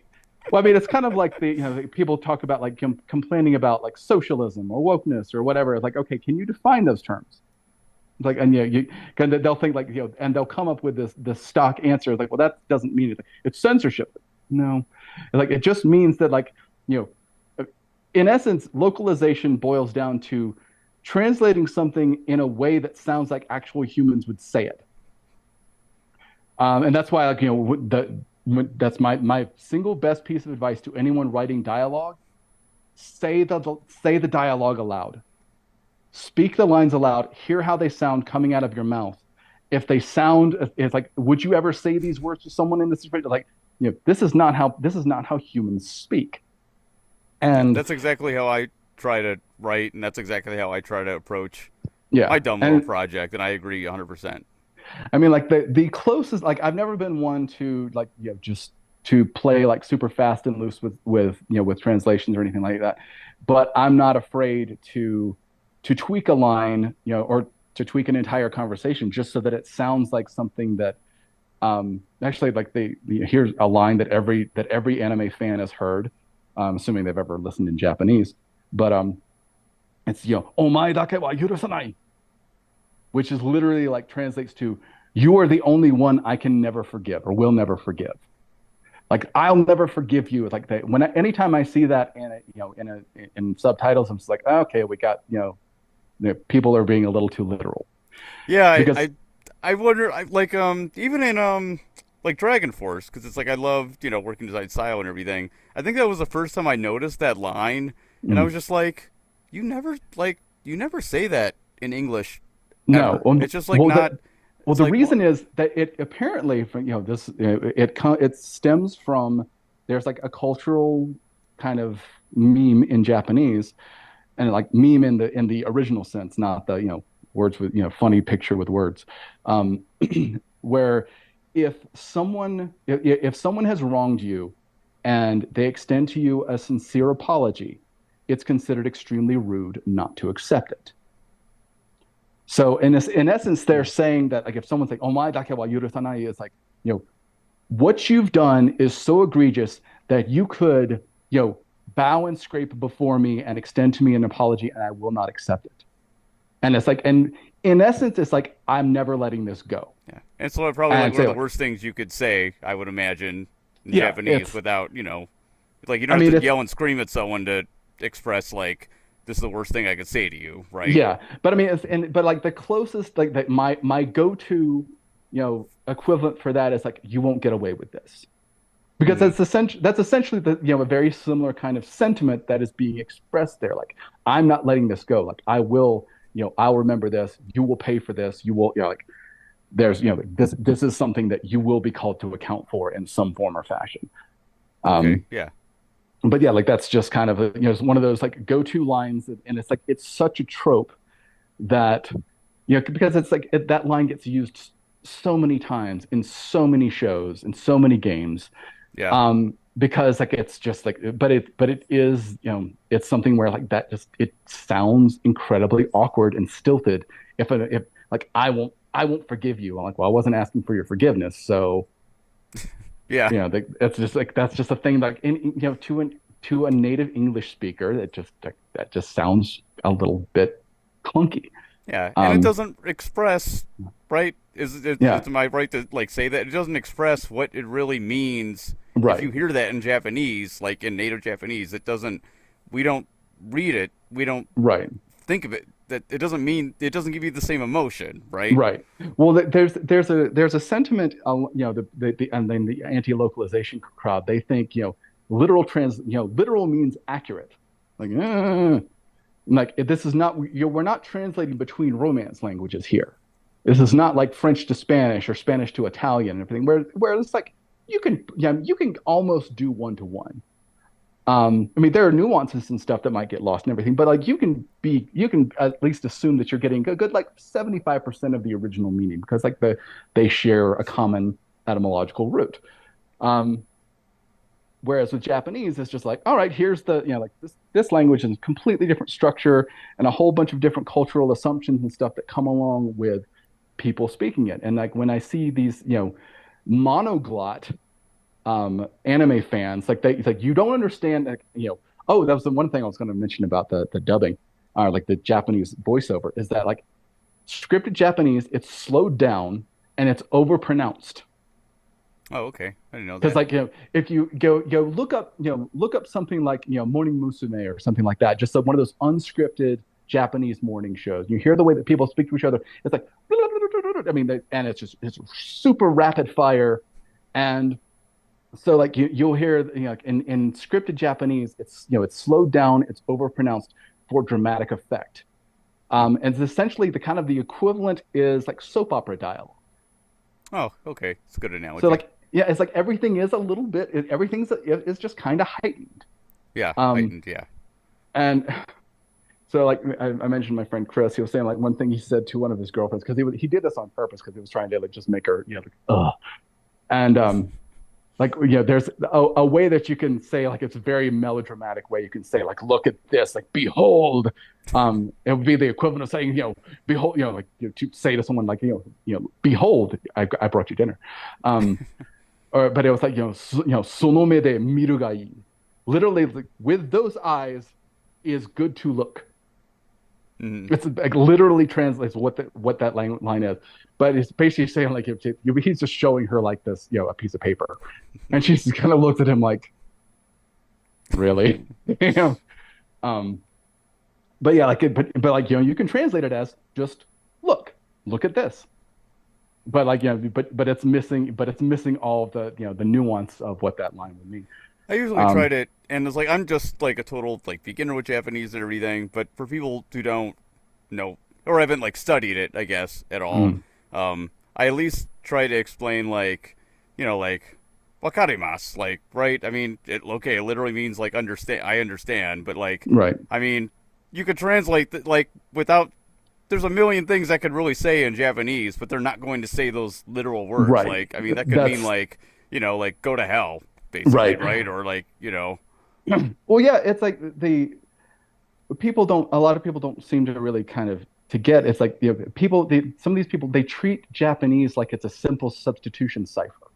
Like you just swap this word for this English equivalent, and you get an accurate translation. I'm like, you'll get a translation, and like it will technically be accurate if you're translating words individually, but like again, it's like if you're not taking into account context, you can say like like you said, wakarimasu, like wakatta. I mean, it's like that is in like 5 different circumstances, it could mean like someone saying like yeah, all right, I understand, or it could be something as casual as got it. And so if you don't have that understanding of like the level of politeness being used or the context of like who is this person speaking to. Kind of like the whole thing with like, omae mo, sensei mo, realizing that like, oh shit, I should not say this word to that person. And if you don't understand that, like then basically like if you're relying on Google Translate for your understanding of what a piece of Japanese, means in English, then you don't understand. And like at that point, nothing you say on the subject should be taken seriously. Yeah. And harsh, but I agree, and I can't. It's, I would probably try to like if I was having a conversation with someone. Yeah, I agree, and then I would like have to rack my brain to find like the most polite way to like express that to be like you know what you're talking about. Yeah, and actually, there's reminds me of like my ex used to watch a lot of I think it was Grey's Anatomy.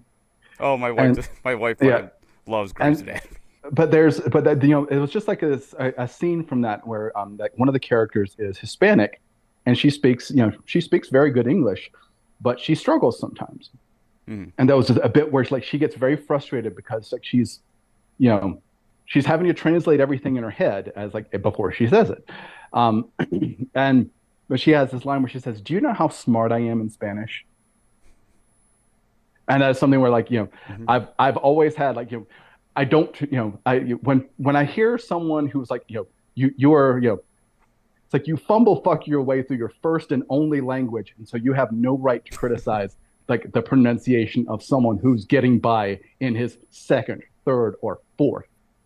Yeah. And yeah, and like you'll make fun of people who speak with an accent and act like that makes you better somehow. It's like I've got no patience for that shit. Yeah, it's like I studied Spanish in high school, but just as like a subject and not, I Mm, never like cared about really being fluent or anything. mm, And yeah, it was only starting to learn Japanese for the first time that I really thought, and I grew up like conservative too, so it's like mm. my life has like changed a lot since like college and like my 20s and everything. Um, and yeah, it was just like so, you know, just mind opening isn't it doesn't even like describe to think Yeah. about like someone else sitting down who didn't grow up like with English of all languages, how ridiculous, um I learned like I had my college girlfriend, her uncle was Guatemalan and had learned English as an adult and everything. And I remember they told him he was a PhD doctor, and they told him at Mm, the that he passed with flying colors when he was at like some board thing, and he thought it mm. meant like that they passed him because he Oh was yeah. like like a different color of like human being. Oh Because it's no. like as like fluent as he was in English, he didn't know that idiom. And Right. English is like I couldn't imagine like having to learn English now that I've had some experience with one language that's like so Mm. different, and it totally gave me a different appreciation for Oh yeah. how hard it must be to learn English. One thing that a lot of people don't, you don't really appreciate or really recognize about Japanese is that it's a very, it's a very friendly language to wordplay, because there are so many homophones. Mm, And since, I kind of got used to, I had one of the advantages of like the anime that I got into at the time was, Ranma. And, um, and so Rumiko Takahashi, she's really fond of puns. mm-hmm. There's lots of like there was a famous one which was like there's a thing early on in the series when Akane accidentally gets her hair chopped off. And like I remember the Viz comics, I was like, that's a really, really fantastic translation of a pun. Because like, kami, the hair, the kanji for hair can also be read as ke. Oh, okay. But and then kega is a wound or an injury. Oh, okay. I haven't gotten to those yet. But you can also but like you can also say, but ga is also a particle indicating this is what this is the subject that you're talking about. So kega, it means injury. It also means the hair is, whatever it is you're Oh, about to say. okay. So like the line is like, it's like when she got her hair chopped off and she's just kind of in shock. So like, and the guy comes up and says, is she, is she all right? But she says like, kega wa naika means like no, no injury, right? And then Ranma says, kega wa nakute mo kega nakunatta zo, which is like kega wa nakute means like no injury. Kega, her hair has gone away. Yeah. So Okay. it's like a Sweet. kega. So it's this little play on the kega. But the way that they translated it was like Ryoga comes up and asks, like, she's not hurt, is she? Says no, but she sure got a bad cut. Like that's great. That is excellent, excellent way of that. I really love the way they handled that. Have you ever Um, played any of the Phoenix Wright games? I have not. I've never. I've always struggled to get into like the visual novel sort of thing. The Hmm. closest I've ever come was the Corpse Party series.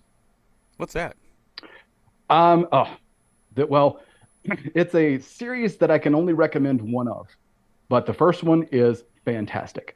It is a, it's a has a long and storied history. But basically, What's it? it's What are those on? well, like you can get them all on PC now. Um, but like the originally it came on like an obscure Japanese like RPG Maker type thing.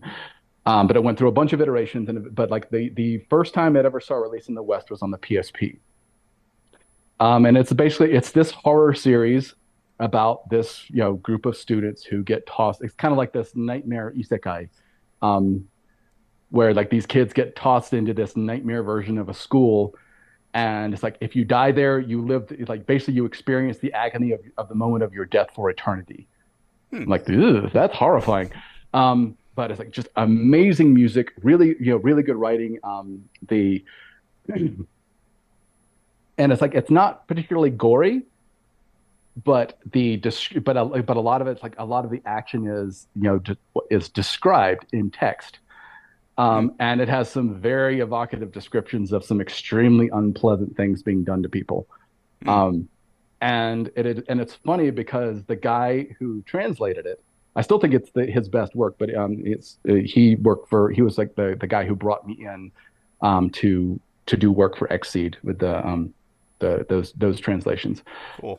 But he did this, and he was like this, you know, just kind of just really nice dude, a little bit on the goofy side, and you would never, but like but you see this like, are you secretly a serial killer? Like you read this script and you're like, are you secretly a serial killer? Because it was like, I didn't know you even knew what it, like could even conceive of a thing like this. But yeah, it was just, he did a fantastic job, and like I can recommend all of them for their music, but I can only recommend the first one for playing. But it is excellent game. It's funny that you mentioned like the writing, and I kind of wanted to ask you about that too, since you've like worked on like so many projects and everything. Like it was like I'm the kind of person that's like I like creative writing when I was in grade school, but I'm kind of like too chicken shit to really be a creator. So that's like I got into video games, and then I created like a tournament, and I got into like like DDR, and now like I write about video games and things like that. It's like I'm really not creating anything that takes a lot of what do I want to say? Do you know what I mean? Like I'm The not creative creating juices something from aren't, like I'm not creating something from like scratch out of like my own head. I'm not like putting myself like out there with anything that I quote unquote like create. And so I haven't really like written much in like a long time in terms of like fiction or anything like that. And it was like weird to go over the dialogue of like a villain and like write villain dialogue, because it's like I never like really thought about it before. But I mean, you really have to go into like a part of you and like a part of your like the dark side of like your personality and everything to come up like with what like an evil character like does and says. Right. And yeah, it was just like I never would have ever even thought about writing like a character like that unless I had this experience like with Phantasy Star. Right. So I was just like wondering, that's huge. That's a huge thing. Like I love the dialogue writing. That's like one of my favorite things, especially when there is a character who's just like, who's just fun. I remember there's one of the many translations of Final Fantasy IV out there where the first time you encounter Golbez, like the big bad of the game, and he just swats you away like flies. And like I don't know I don't recall what the original Japanese line was, but the way that they did it in the English was like, "It's been a pleasure defeating you." I'm like, I love that. Is that like, so? That's from like one of the fan translations, not the original. Yeah, definitely. Oh, yeah, the original one. That's the one that gave us "You Spoony Bard." Can you, as like a quick aside, I've never finished FF4. I didn't have a Super Nintendo as a kid, so in college, it's like, I can get a Super Nintendo for $15, and all these like great RPGs for $20-$30. It was the early 2000s. Those were the days. Yeah, I was like, oh man, like I really want to play Earthbound because I like the music in Smash, but $30 is kind of a lot right now. But it's like, I'll like pick up a copy of that. Okay. Somewhere down the line, it's like, nope. But yeah, so I still never played. I never got through 4. I played 6 and Trigger now and like all this stuff. Can you there's the hard thing about Square games, and you mentioned like ActRaiser. I'm like I always kind of raise the flag for like the lesser, like a Ys or like Mm. like Terra Enigma and like or like the Yeah. Lunars and stuff like that. Can you like recommend the best way to play FF4, like translation wise? And I prefer like the Mm. Super NES, graphics and sound like the original. But Yeah. there's like so many friggin' why are there so many fan translations for all Yeah. these Square games? I get Because overwhelmed and I can't pick yeah, one, and I can't do all the research on like all of them to I would say for writing quality, yeah. the like it is unfortunately also the most difficult version of the game, but it is one where it's like it is the DS version. Oh yeah. Yeah. Which I think that version also may be available on PC now. So Mm-hmm. I know the 3D version of Final Fantasy 3 is. Oh, But but yeah, like they just did a bang up job with the localization of that game. oh, cool. Because they just like redid the entire thing from scratch, and they did it with an eye toward like not quite Shakespearean, but just like with a very like writerly sort of approach rather than just being like it's a video game, just translate the lines. It's like this no, this feels like high drama. Oh, cool. I'll Um, put that on my 3DS and yeah, because I yeah, need so, something portable to run through while the kids are watching you know Cocomelon and crap. yeah. Oh, but you had asked me about like why I thought Use 4 was the was like my personal the one I'm proudest of. Oh And yeah, the reason, yeah. You said Mask is your most yeah, your main the product. Your we got on a tangent about like context errors. But the reason that that I'm proudest of that one is because due to a quirk of the way that the game was coded and the way that Gideon's stuff was set up, I was able to reorder the entire script so that it was in chronological order. oh really? And I could notate this character is saying this has happened. Because I just like this very the script was very thoroughly annotated with context clues and all this kind of stuff. So it was just like everything just flowed. Wow, cool. And so I could just do everything, in just in its natural order. And it just felt more like I was just more like just like I was editing a script as opposed to just translating blocks of text, Yeah, like individual lines and everything. So like I never had to be like, is this, like, is he talking about this person or is he talking about that, that jewel over there, whatever. yeah. And but yeah, like, and That's really so the cool. end result, yeah. So the end result, I was very pleased with how it all turned out. And it's like, and it is kind of funny that it is that it is not the worst version of East 4. That would be the PlayStation 2 version. But definitely the least of the more commonly known ones. Mm, yeah, there's at least one line in the Fantasy Star, and all the work was done for me. I had a disassembly, so it's like I just had Right, script files I could like work off of, like right. still with coding and pointers and everything, but still like literal text. There was at least one line I still couldn't even find. Like, I played through the game X amount of time. I still can't find who says this one line Yeah, because it's like you have no idea. yeah, I put in the script like, please contact the creator of this patch right, if you're reading this right now. right. So please, yeah, please tell me, because I mean, and sometimes there are lines that just don't get used. Like Yeah, sometimes which it's is just probably what straight it stuff. is, Yeah. but it's still like, just in case, like I must know. This is Mm. in there somewhere.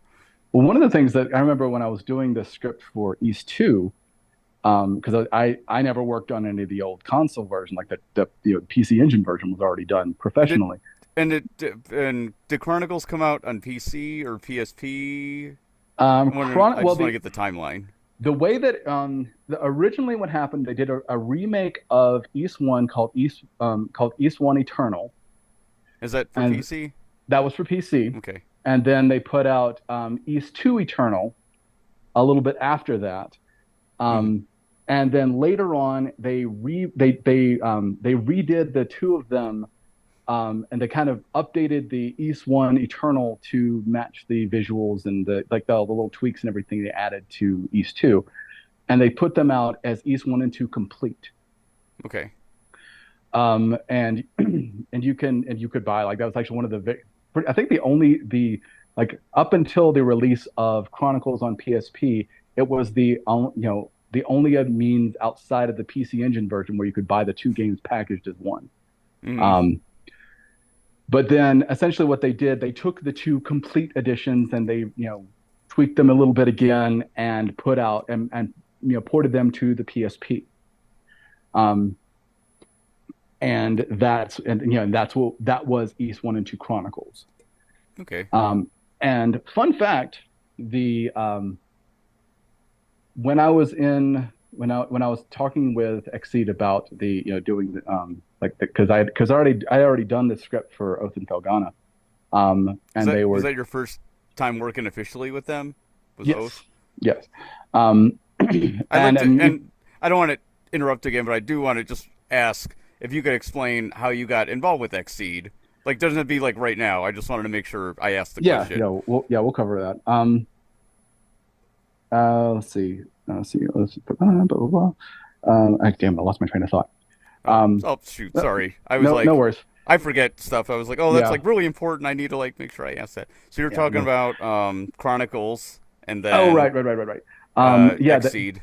There was, and then they brought the they ported the complete versions to the PSP, and that's the one that they were going to that they brought over. That Exceed got this whole package deal when they licensed East. They were bringing over the Oath and Felghana, East 7, and East 1 and 2 Chronicles. Oh, okay, cool. For the PSP. Interesting. And it was my script for Oath and Felghana that they bought off of me. I was not involved in 7 at all. Mm-hmm. And for East 1 and 2 Chronicles, they were originally going to use the script from another game, like from another version of the game. What other version? I think it was the DS version. Oh, okay. There's a East Legacy, and I own that game. I've never played it because I couldn't they changed some gameplay stuff in ways I didn't like, but also the script is terrible. And they were like, and I was like, please use I will let you use my scripts for I will sell them to you for a song. If you will use this instead of that, and essentially it was not even like I just wanted I love East 1 and 2, and I wanted to have it. I wanted it to have like the best version of the game that I possibly could. Can you hold on for me just a moment? Yeah. Yeah. Be right back. Mm-hmm.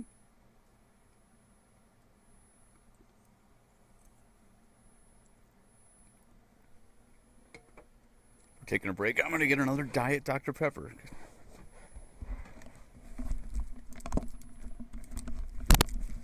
Oh, you know what? It's my first time doing that. I can pause this. Yeah, you can pause this. Yeah, I can. Okay, I'm going to pause it real quick. Recording, and we're good. We're back.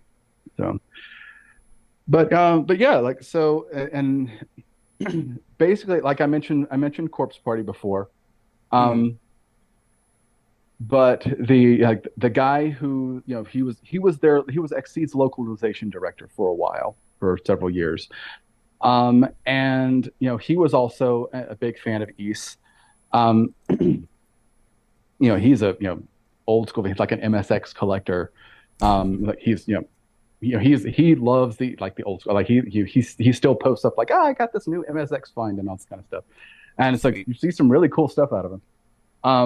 But so he was working on a lot of stuff for them, and when they got the license to do Oath and Felghana, they were like, well, like the head of Exceed, Ken Berry, I believe is his name. They were going to have to outsource the translation, regardless. They just didn't have the manpower in house at the time to do these multiple projects at once. So so they're like, well, we're going to need to hire someone to do the translation. So he said, well, it's like there's already a translation out there that's good, and I know the guy who did it. If you want, I can reach out to him and see if he'd be interested in selling it to us. Did you? So you did your own fan translation of Chronicles specifically? Yes, because like that was where I got started in doing translation stuff, like just the working on East One, and because that was just like it was East One is a small game. I want to say it was like 1,100 lines in the entire thing, Hmm. which is nothing, and like 1,100 strings, and that includes like item descriptions and item names and stuff Oh, like that. It's yeah. not even all dialogue. Okay. It's like Yeah. system text and stuff like that. But anyway, like so the Oath and Felghana translation was already out there, and so they said like, would you be interested in in working on this, or selling the translation to us? And I was like, well, yeah. I mean, especially considering I'd already done the work, and they all they were doing was just buying the script. So I was just like, all right, here's a little bit a little bit of money, not nearly as much as I would have would like, but I mean it was probably a fair price for the time. Um, I Are don't you able know to give because any ballparks with that, or I I'm not? I don't I want to. I don't feel comfortable like divulging that like the Yeah. amounts, No problem. but it's significantly less than you probably think. Um, but anyway, so it was just like okay then. So they bought that from me. I handed off the script file, and that was the end of my involvement with the game. But like I Oh, said, that wow. was when they were also doing East One and Two Chronicles. I was like, well, here's another. I've got scripts for both of these, and if you want these instead of that, awful other version, I would be happy to sell you those for extremely, extremely cheap. Hmm. Um, and when I say extremely cheap, it was basically just like this. This is the lowest amount of money I can charge for this and have it still be considered legitimate. You know? But it was good. But essentially, it was just like I just wanted to have like I was proud of my script, and I was like I would rather have this than this clunky you know and plus it was also like all right, they trusted me enough with this one script that they bought that they had some confidence that I would that the other stuff would be would have the goods as well. And and so they bought it off of me for piddling little sum. And that was what led to doing some other work with them when Trails in the Sky got licensed.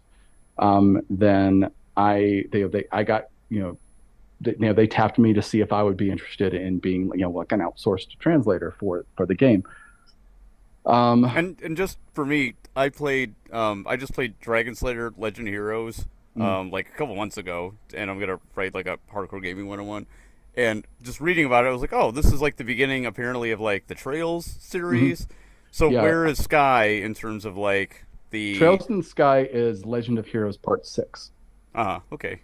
because it's like the first two. There's like the Legend of Heroes, then there was like Dragon Slayer, which I think is Legend of Heroes 2, and then there's the Gagarv trilogy, Okay. which is like it's like the next three Legend of Heroes games were like the one of them's like a Cage Song of the Ocean, one of them's like the White Witch or like I can't remember. I've never played these games, Hmm. but like Legend of Heroes 3, 4, and 5 comprise a separate trilogy of stories, and they did get brought to the U.S. On PSP, and those versions are legendarily bad.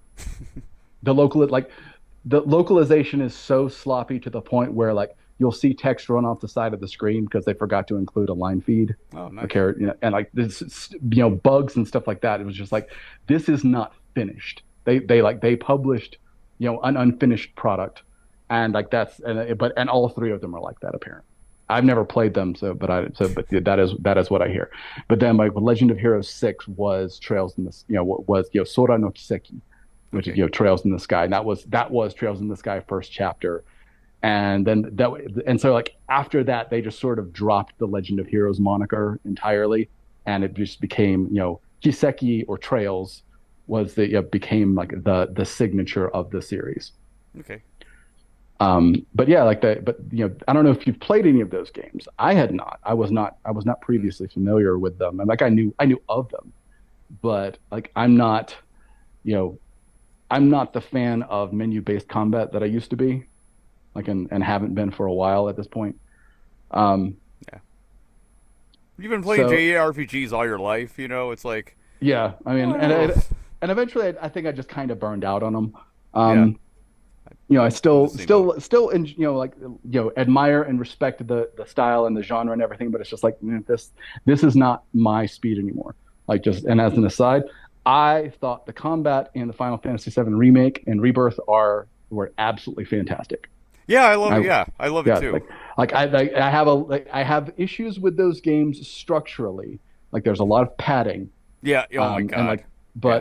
but like the actual combat gameplay, I freaking adored. Just, I Yeah. had I couldn't so believe they much did. fun. Yeah, I couldn't believe how what a great job they did. Yeah. I've not really been a Square fan since like for a very long time. Mm. There's nothing like wrong with it. It's just not my bag anymore. But Yeah. yeah, Yeah. I mean, like, don't tell it's me not anything the about same Rebirth though. Yeah. I have it installed, but I can't play Oh it till yeah. Christmas. Oh, okay. Yeah. It's like, but by and large, it's like there's just be prepared. Like, there's a lot of mini games. There's, the open world bloat is very much a thing in it.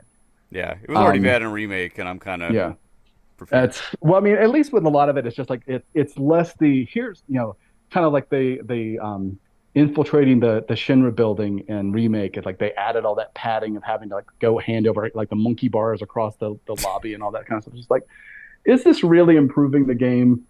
As opposed to Rebirth, which there's just more of like there's just a lot of little side activities and stuff that you can do if you choose to do them, and it's only and to their credit, for the most part, they're optional. There is one part where it's just like, you're making me do this, and I'm not enjoying myself. Like, I just want to get back to the combat gameplay. That's where I'm having the most fun. Yeah, I was telling Um, Kate, I was telling my wife because it's like I'm not like a FF7 fanboy, but it's like it's like a cool game. I loved playing it when I was little. I still like the game a lot, and I love the mhm. music. And like I was walking around like and like finding like this kid's cats, and it's just like, man, this is like not what like FF7 is supposed to be about. I was like Yeah, trying to like tell my wife, but she's yeah, interested in it, so that gives it good marks for extra marks for yeah, me. yeah. I mean, and it's a lot easier to. I mean, like, just to like for the backseat gamer or whatever, it's a lot easier to sell someone on the game those because they those games look amazing. Yeah, I mean, yeah. they look absolutely stunning. Um, There's always just stuff happening, and like that's how yeah, I describe like Final Fantasy. It's just like shit doesn't really make a lot of sense to me for like it is. most of the game, like with the modern FF stories, and that's why I kind of like stopped playing them. But I had to play Yeah, FF7 again. It's just like shit happening. yeah. Well, Something's the always thing is, happening. what I found with a lot of JRPGs is that they don't tend to subsist on their narrative. They don't tend to like survive based on their narrative writing. Like, the real charm of most JRPGs is in their character writing. Hmm, that's a It's really like interesting differentiation. I never really thought about yeah, before. like because I mean, like, a lot of there's like the Yahtzee, the zero punctuation thing, his whole bit about like a bunch of teenagers banding together to use the power of friendship to kill God. It's like the generic JRPG plot, and I'm like, that is painting with an extremely broad brush, but there's a lot of truth to it nonetheless. But it's Yeah, like, like, the story of Final Fantasy VII is fine, but it's like it's not the story that people remember about that game. It's the characters. It is like Aerith and Tifa and Cloud and Tifa, like that love triangle, like the whole thing with Sephiroth. And Sephiroth is just his character is just like, boy, I like it's really interesting when he's on screen. And yeah. like that's what sticks with people less than the intricacies, I think, of the actual narrative more often than not. I mean, and that's not, and of course, I'm not saying that it's like a universal truism or anything, Yeah, but I think that is the sure. case for a lot of people. It's like you don't fall, because I mean, ultimately, when it's the same kind of like thing like with fighting games, like, you don't fall in love with a mechanic, you fall in love with a character. Mm, Like, yeah. and like you can present me with like the most technically advanced and most the deep and nuanced and just amazing gameplay fighting game in the world. But if I can't find a character that I connect with and I want to play, then I'll never touch it. That's why you'll never play Marvel. I mean, Like real Marvel. Marvel vs. Capcom 2 is like there's four gods, and you yeah, basically have to like I play Marvel, but it's the exception to that rule. I agree yeah. 100%. I I play mean, especially if Ryu you're in playing almost every yeah, Street Fighter game, and it's because I yeah, like just connect with that character, and he's like yeah, really different in like Third Strike compared to like Alpha, but it's like yeah, it's because of yeah. And there's so many games. I just try to like explain to people. It's like, man, like I just like these. I just can't like get into this game. It's like I don't like the way it looks, or I can't find a character that I'm like into. Yeah, that's another. I totally agree with that. It's a Well, that wise is, I mean, observation. that is ultimately that's why I've always been drawn to SNK. Because SNK, like they just put a lot of thought into just their characters, and they feel, you know, like especially in like KOF, they feel like they have a life when they're not on screen, Yeah. and I think that's ultimately it's kind of like that whole thing is like if I you know when you're looking at a movie or something, if when a character is not on screen, does it feel like they're still around? Does it still like they still matter? And that's something where like when you don't have that, then there's just nothing to it because like, that was my big problem with like the Star Wars sequel trilogy. It just feels like these movies exist only to show me exactly what's on the screen right now, and nothing else matters. Hmm. Yeah. And and but yeah. Yeah. I was Oh, but amazed. I played 13 was the first KOF, and yeah, I was amazed by the level of detail in the like the backstories and the relationships of the oh characters, yeah, and it wasn't just like and Bison's like being an asshole again, and it's like he's trying to evil Ryu psycho power. It was yeah. like, There's I mean oh, there's this a is so whole cool, and it there's a really drew ton of me mythology into and stuff. Yeah, I love the it. universe. Yeah. And then when you find the one character, just like like this character just just clicks Yeah, for you. It's like, oh, that, yeah. It's like, oh, you're such an asshole. I love it. That kind of thing. yeah. Or it's just he's just so smooth, he's so cool, or whatever. Yeah, like Um, and like once I learned about like Leona's like her air slasher and everything and like mm, her just like story, it's like so she's like my anchor. She's like my girl, like yeah. forever, in like SNK. You're forever waifu, huh?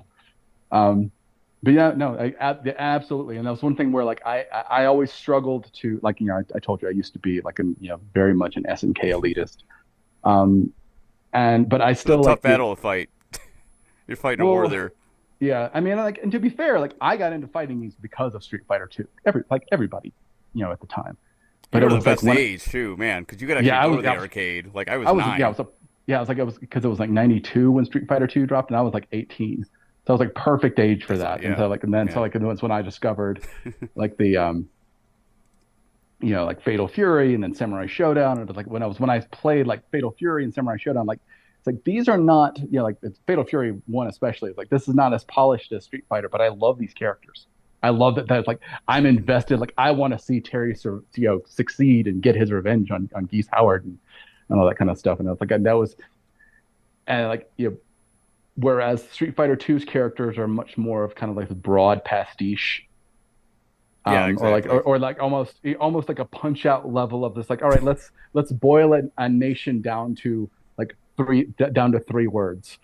Yeah, And that's kind of how that those characters are designed. I mean, like they're iconic in spite of that, but it's like I always kind of like it felt to me like they a lot of the storyline stuff got kind of bolted on after the fact, and so it just never felt as special to me. yeah, yeah. It was always Um, very yeah. It's just like okay, like Ryu and Ken, they learned karate together, yeah. and like they Um, had a master. Yeah, but we're talking about like Trails in the Sky. One of the things with like that game, those games are absolutely laden with text, and a Mm. lot of that is because every NPC has a story. Hmm. Okay. Like, and that's something where like if you go, you meet some woman who owns a bakery, and you go and you talk to her, and she's like, "Oh, I'm worried about my son. He's gone off in the war. It's like I'm hoping to get a letter from him." So yeah, and they're like, but it's not. It doesn't start a like a side quest or anything like that. You go and you do more stuff, and you stop back in at her place. It's like, oh, I heard from my son. He's being transferred out to here, and all this other stuff. And then like later on, you hear like she got word that and like this isn't part of the game. I'm just like this is just kind of illustrating the kind of thing you might see, and it'd That's be like cool. I got Wow. like and you come back later and say like he's going off to this this to this new station and then or like and then further on you've got I got word my son's remains were sent back to me. Yeah, that would be the kind of and everything like almost every character in the game is like that, even these just meaningless little side characters. And so Wow. that's what caused all the Trails games are like that, and that's why they are such an undertaking. Wow. I don't know if you ever watch what happened Mm. look up like Matt McMuscles on YouTube. It's a series where basically you look at some like mostly games, but some piece of pop culture that had a difficult time, seeing its way to release. And King of Fighters 12 is one of them on there. The Oh, that'd be localiz interesting. Yeah, the localization of Trails in the Sky second chapter is on there, and it's just like woof. Like and Hmm. when it was funny because like when I saw that because it was it was a lot of work. Um, I mean, a lot of work. It was extremely stressful. It was like a very like just in the fact that I was working every moment I wasn't sleeping, and it was a big strain on my marriage at the time. Um, because it was just like, all right, you're never, it's like you're not around. It's like I signed a contract. I have to do this. Oh, wow. Yeah, and How long did you have from uh, beginning to end? I think it was. I want to say it was like 14 weeks. I was working on that game. Jeez, And that I sounds and I kind of was that's for you, and you were just doing the translation by yourself. I subcontracted some of it out to my friend Chris, aforementioned friend Chris. And he did a lot of he worked on a lot of the NPC stuff. Although I can say that the character of Olivier, he's like this, the rakish ne'er do well type, like just one of those characters is just really fun. Um, he was my friend Chris was the one who found that character's voice, Uh-huh. and I was just like, oh, okay, like he sent me a couple like because in the character showed up in one of the files that he was working on, and he showed me some of his translations. I was like, oh, this is perfect. No, no, no, I need you to rewrite all of his lines, um, and so to kind of recapture that style because of just like this character, you just made this character so much fun to see on screen.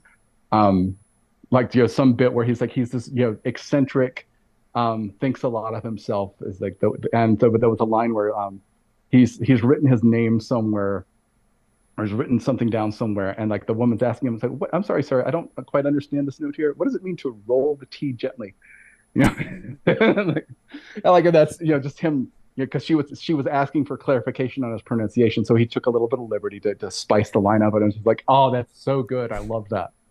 um and but yeah, like that to me, that's good localization. You like add texture, add flavor, but retain the original meaning. Yeah, Um, yeah, totally. and but yeah, like that was the and after that, um, there I did they came back to me to work for to do Sendon Kagura Burst, which like there was an anime at the time. I'd never heard of it. So I actually had to do like product research for the Hmm. project. I had to go and find the anime and get a copy of it and watch it and everything. And just like, because there's like, it also has these visual novel type sequences, your characters doing a lot of back and forth dialogue and everything.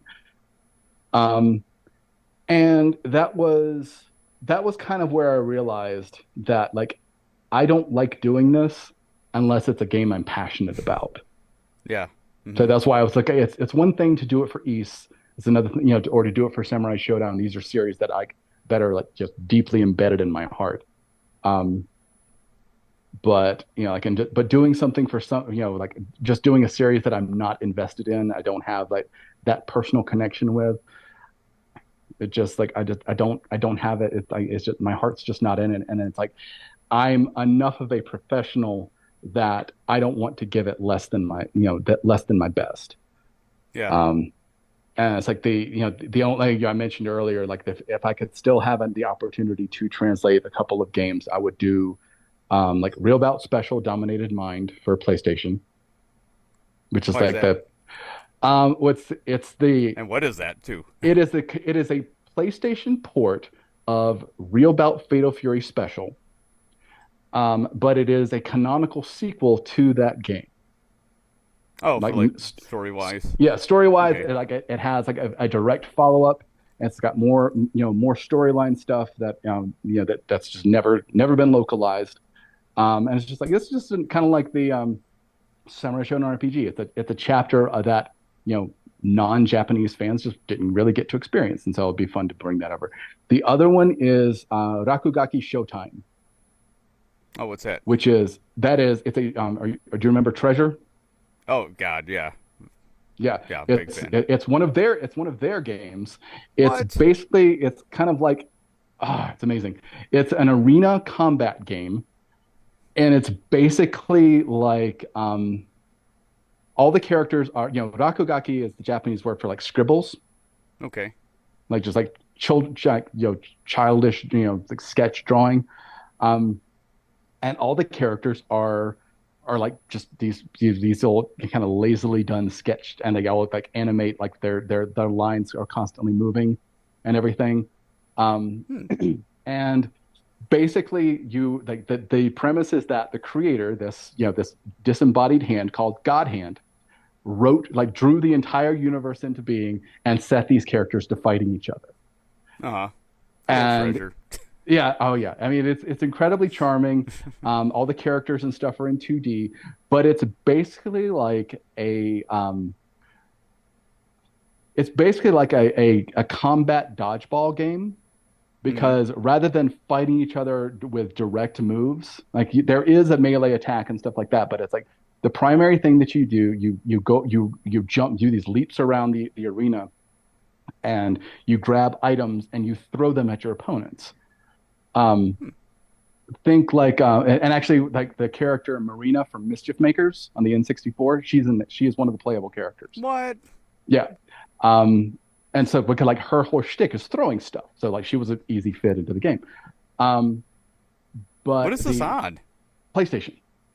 Man, I've never heard It's of this. it's amazing. It is one of my favorite like people say like, what are your my two go-to import recommendations for PlayStation 1 is Rakugaki Showtime and Gamera 2000.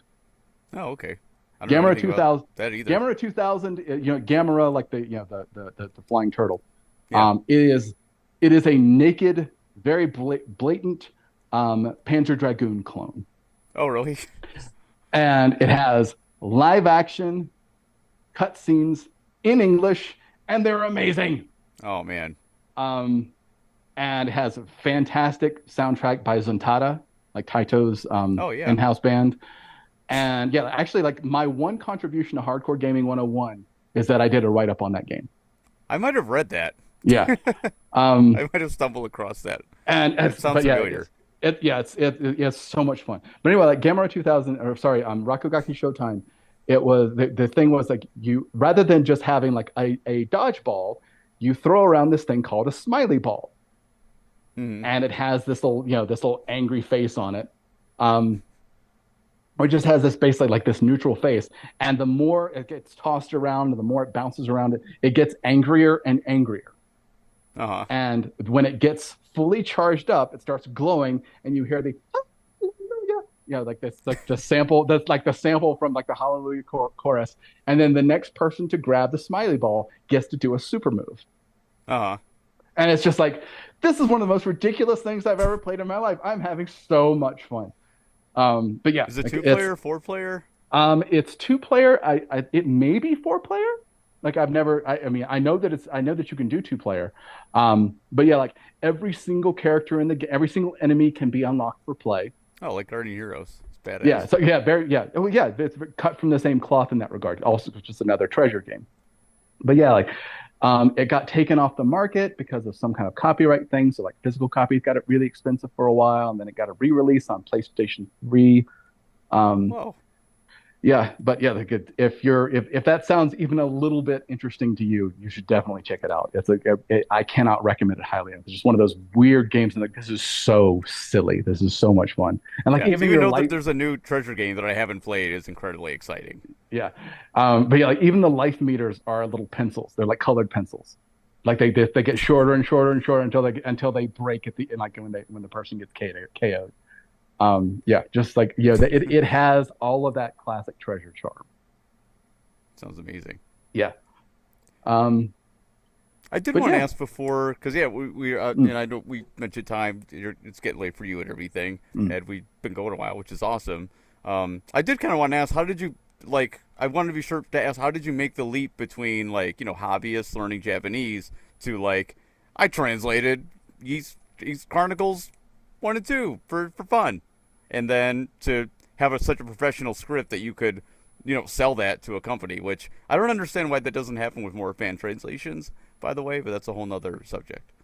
I mean, honestly, I'm not privy to the inner workings of like, what, you know, I think that in some cases that maybe companies worry about rights issues, if they're worried about like, if there's, not, dealing with unknown quantities. And I think the Mm. only reason that it happened for me was that the localization director already in place at Xseed, he knew who I was, and we've been in contact for a while. It's just like, yeah, like this is a solid script, and we can, and this guy, he's like, he's not going to be weird at us. Mm. Um, I think that was the main factor. It was just like a right place, right time kind of thing.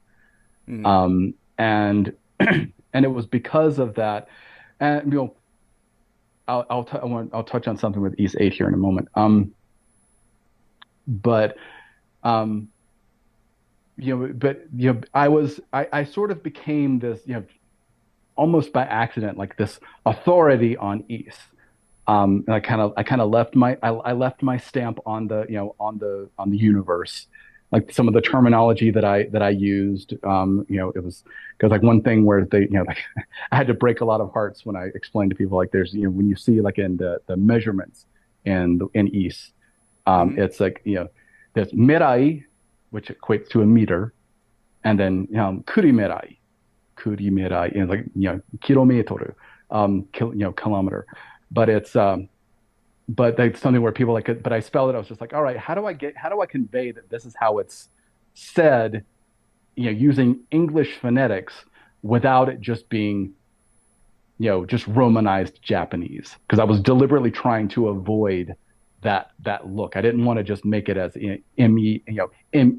MERAI. Yeah, I So respect that's that. why I went to MELYE because I thought lie, like lie, like lye soap. Um, so like Melai, and apparently some people pronounce it Melier. I'm like, what? Uh-huh.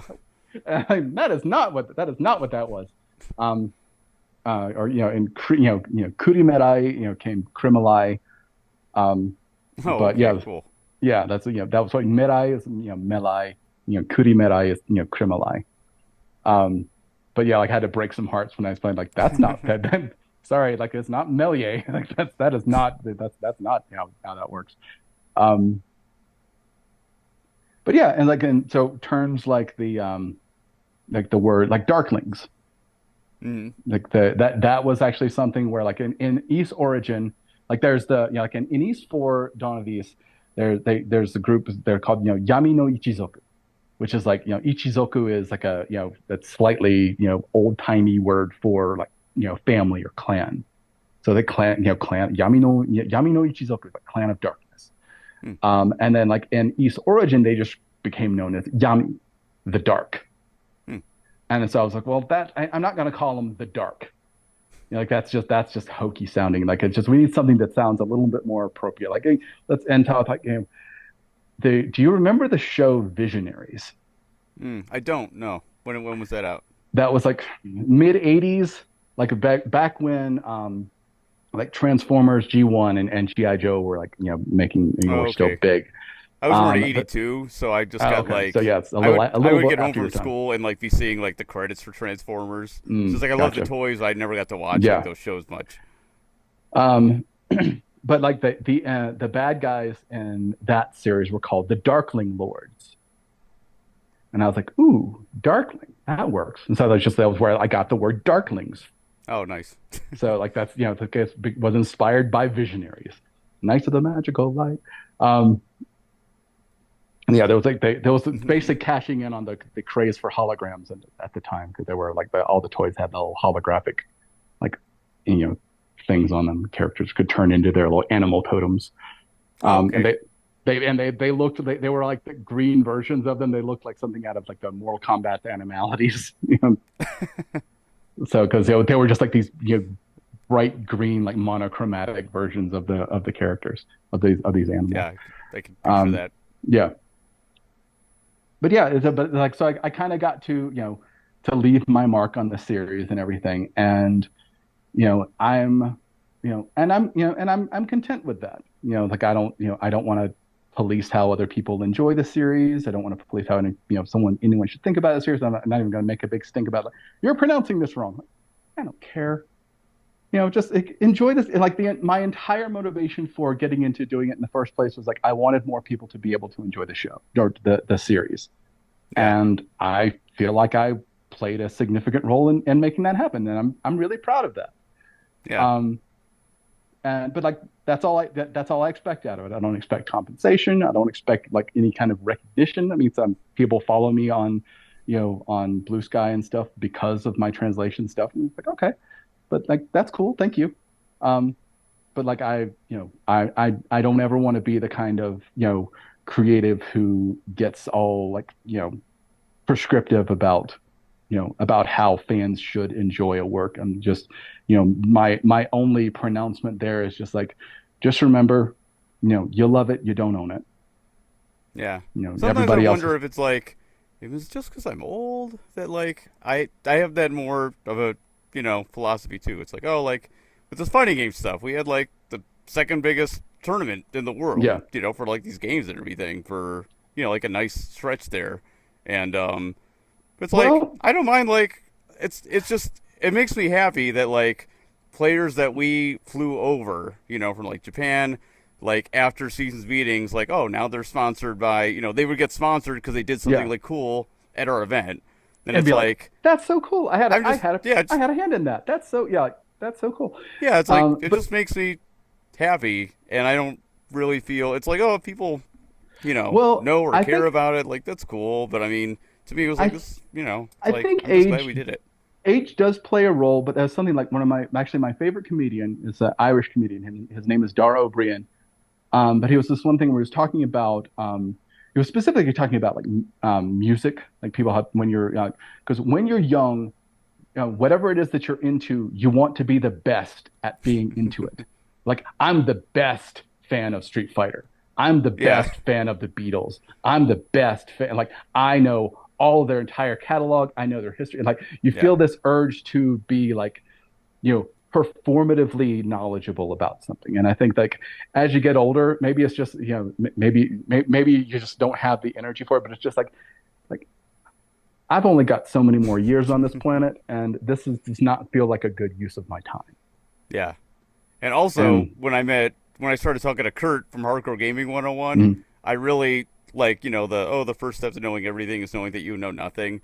I was yeah, like, Jesus Christ, man! Like, I don't know anything about video games. Like yeah, all these Japanese like PC games, I've hmm never like these computers I've yeah, it's never whole even heard of universes. before. Like, I don't know anything about. And like he's got like already like all these articles. It's like I want to like learn about this stuff. I want to like absorb all this knowledge, and it's Yeah, like wow, I don't know like anything.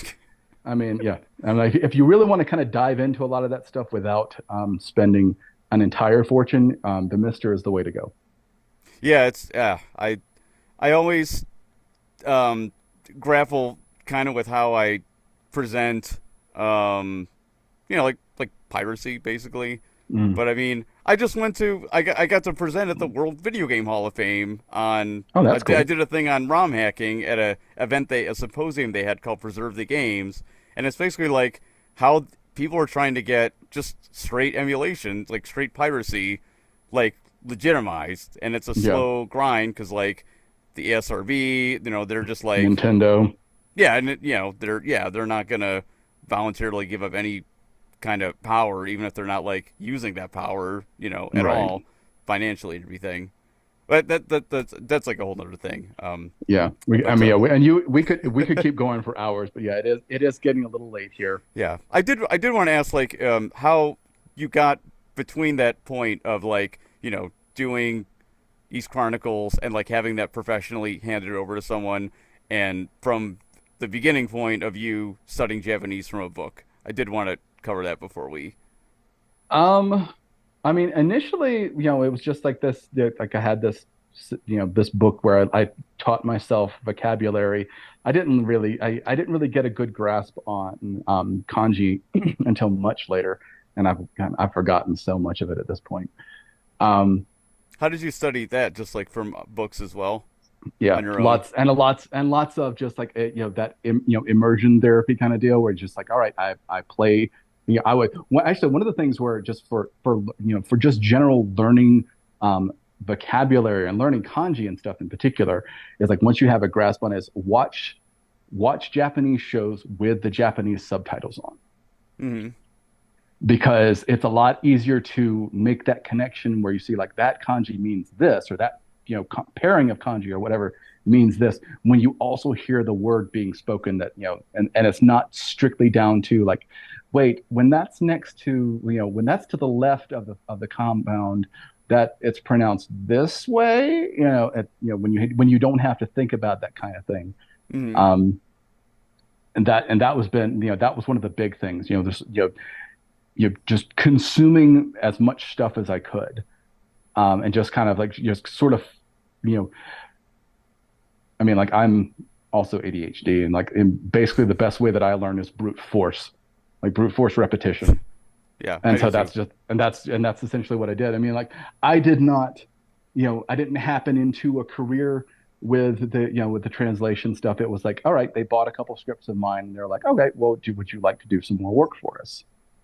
And so I did a couple more pieces of work for them. And but even by then, it's like it was like that. Like I'm realizing that this is not my calling. It's like, working on East and Samurai Showdown, those were very like purpose driven ideas. Like I wanted to work on this because I want to work on these games. Yeah. I mean, like I can sometimes, like I'll still do stuff like I found like a complete script dump for Samurai Showdown 2, which has one of the most famously bad translations of the 90s. And so I just went back and I just was like, all right, let's just take this is the entire thing, all the win quotes, all the pre-fight quotes, and everything. Let's translate them properly. Hmm. And but it's like, but as it is, that file is just sitting on my hard drive. But it was just kind of like, just something fun to do. Like I'll figure out something to do with it somewhere. I'll put it. Maybe I'll like see. Maybe I'll toss it onto the cutting room floor or something like that. Oh yeah, that's a good idea. Yeah. But yeah, I mean and so like it was not really there wasn't really a sudden switch over. I just sort of kind of found myself in the position where like, well, they bought a script from me that and it was that was part of it. It's just like it's one thing to do fan translation when it's just you can take as much time as you need to. It's a very Yeah. different thing when you're doing it on a deadline. Hmm. And because deadline pressure is not fun, and it doesn't, and under no circumstances is it ever, conducive to your best work. Hmm. And it's like, so that was that combination of just like, I'm not invested in this series. I'm having to, like just kind of have to find the love to put into these characters. Yeah. And, like, and still, put your best effort forward and everything. But there's still that thought of like, if I were a fan of this series going into this, I would be much more excited about this, and I would be much happier that I was going to be, giving the end product would be getting my best work. Yeah. And I realized like that, when I'm doing this like specifically on contract, basically work to hire, it's like this is not as much fun. It's like, because like, working on East and working on Samurai Shodown RPG, ultimately those were hobby projects, Yeah. passion projects. And doing work as, like this is how you're going to make your bread. That's not passion. That Yeah. is that's necessity. And I was like, I don't think I want this to be what what I want to be, how I think about this process, the whole localization process. If I'm going to be part of it, it needs to be something that I love, that I care about. Yeah. I would try to kind of explain that a little bit because, like not to tell like a long story, but like Street Fighter 4 brought in all these like new players that like Mhm. blew up the event scene, like all that stuff. And I know like streaming is like a huge thing right now. Like when I was a kid, I hated watching people watching play games. When I was a little kid, and it's like I still do. Like Yeah, it makes me. I just want to like play games, and I want to be like in person with people because that's just how I grew up, and right. that's how I still enjoy like gaming and everything. Mhm. But yeah, I would try to tell people it's like be really careful about turning your hobby into a job or trying to turn Yeah, your hobby into a job. It's not that you can. It's not that it won't work. yeah. You just got to But it's find easy to out what's yeah, right for you, and it's easy it. to poison your love of something. Yeah, exactly. Yeah, um, and I'm lucky that I was able to carve a niche. Like people would Yeah. always, oh, you're gonna go into video games. It's like I tried development. I hate development, and Mm. like I would like kill myself if I had to just make like clones of like even like Yeah. in indie. If I had to make like, oh, people want to play Super Metroid clones and Link to the Past clones. It's like, you know, I was like I just like couldn't do it. Yeah. Um, yeah, so Like if you're, that's a cool story because no one I think else I've really talked to has really done something like official, and then kind of been like, well, yeah, when I'm not working on something that I love, this is like not for me because I'm yeah. kind of like I totally understand that. Yeah. And you gotta, yeah, like that's the thing, like especially with stuff like this, like it's a lot of work. You gotta love what you do. And, you can tell the difference between, a labor of love and, and contractual obligation. Yeah, exactly. For me, it like for when I set up stuff at events, it's like, oh, obviously people like 64. Like, I don't really enjoy like the 64 outside of like Bishop Makers and like Wonder Project J2. Mm. But it's like the core of it is like I'm setting up video games and people are enjoying them, and that makes it really happy. So Yeah. it's like it doesn't matter that I hate Mario Kart, that these people like it, and that's the core Yeah. of like what makes me happy. Mm. And that's like, I couldn't play piano, on like my channel with like, oh, I have to, because then you got to learn like songs you don't want to learn. If I'm Right. learning tutorials for like money, Yeah. Slave to or the algorithm. yeah, and it's like, man, like I don't want to like worry about that shit. Um, yeah, so this is super cool, man. Yeah, thank you for taking the time, and especially this is my like return to doing these things, and especially like in this video thing where we're Yeah. just chilling for like a long set here. Yeah. Yeah, I really enjoyed it, and you're like a fantastic guest. Like lots of great stories, lots of great insight.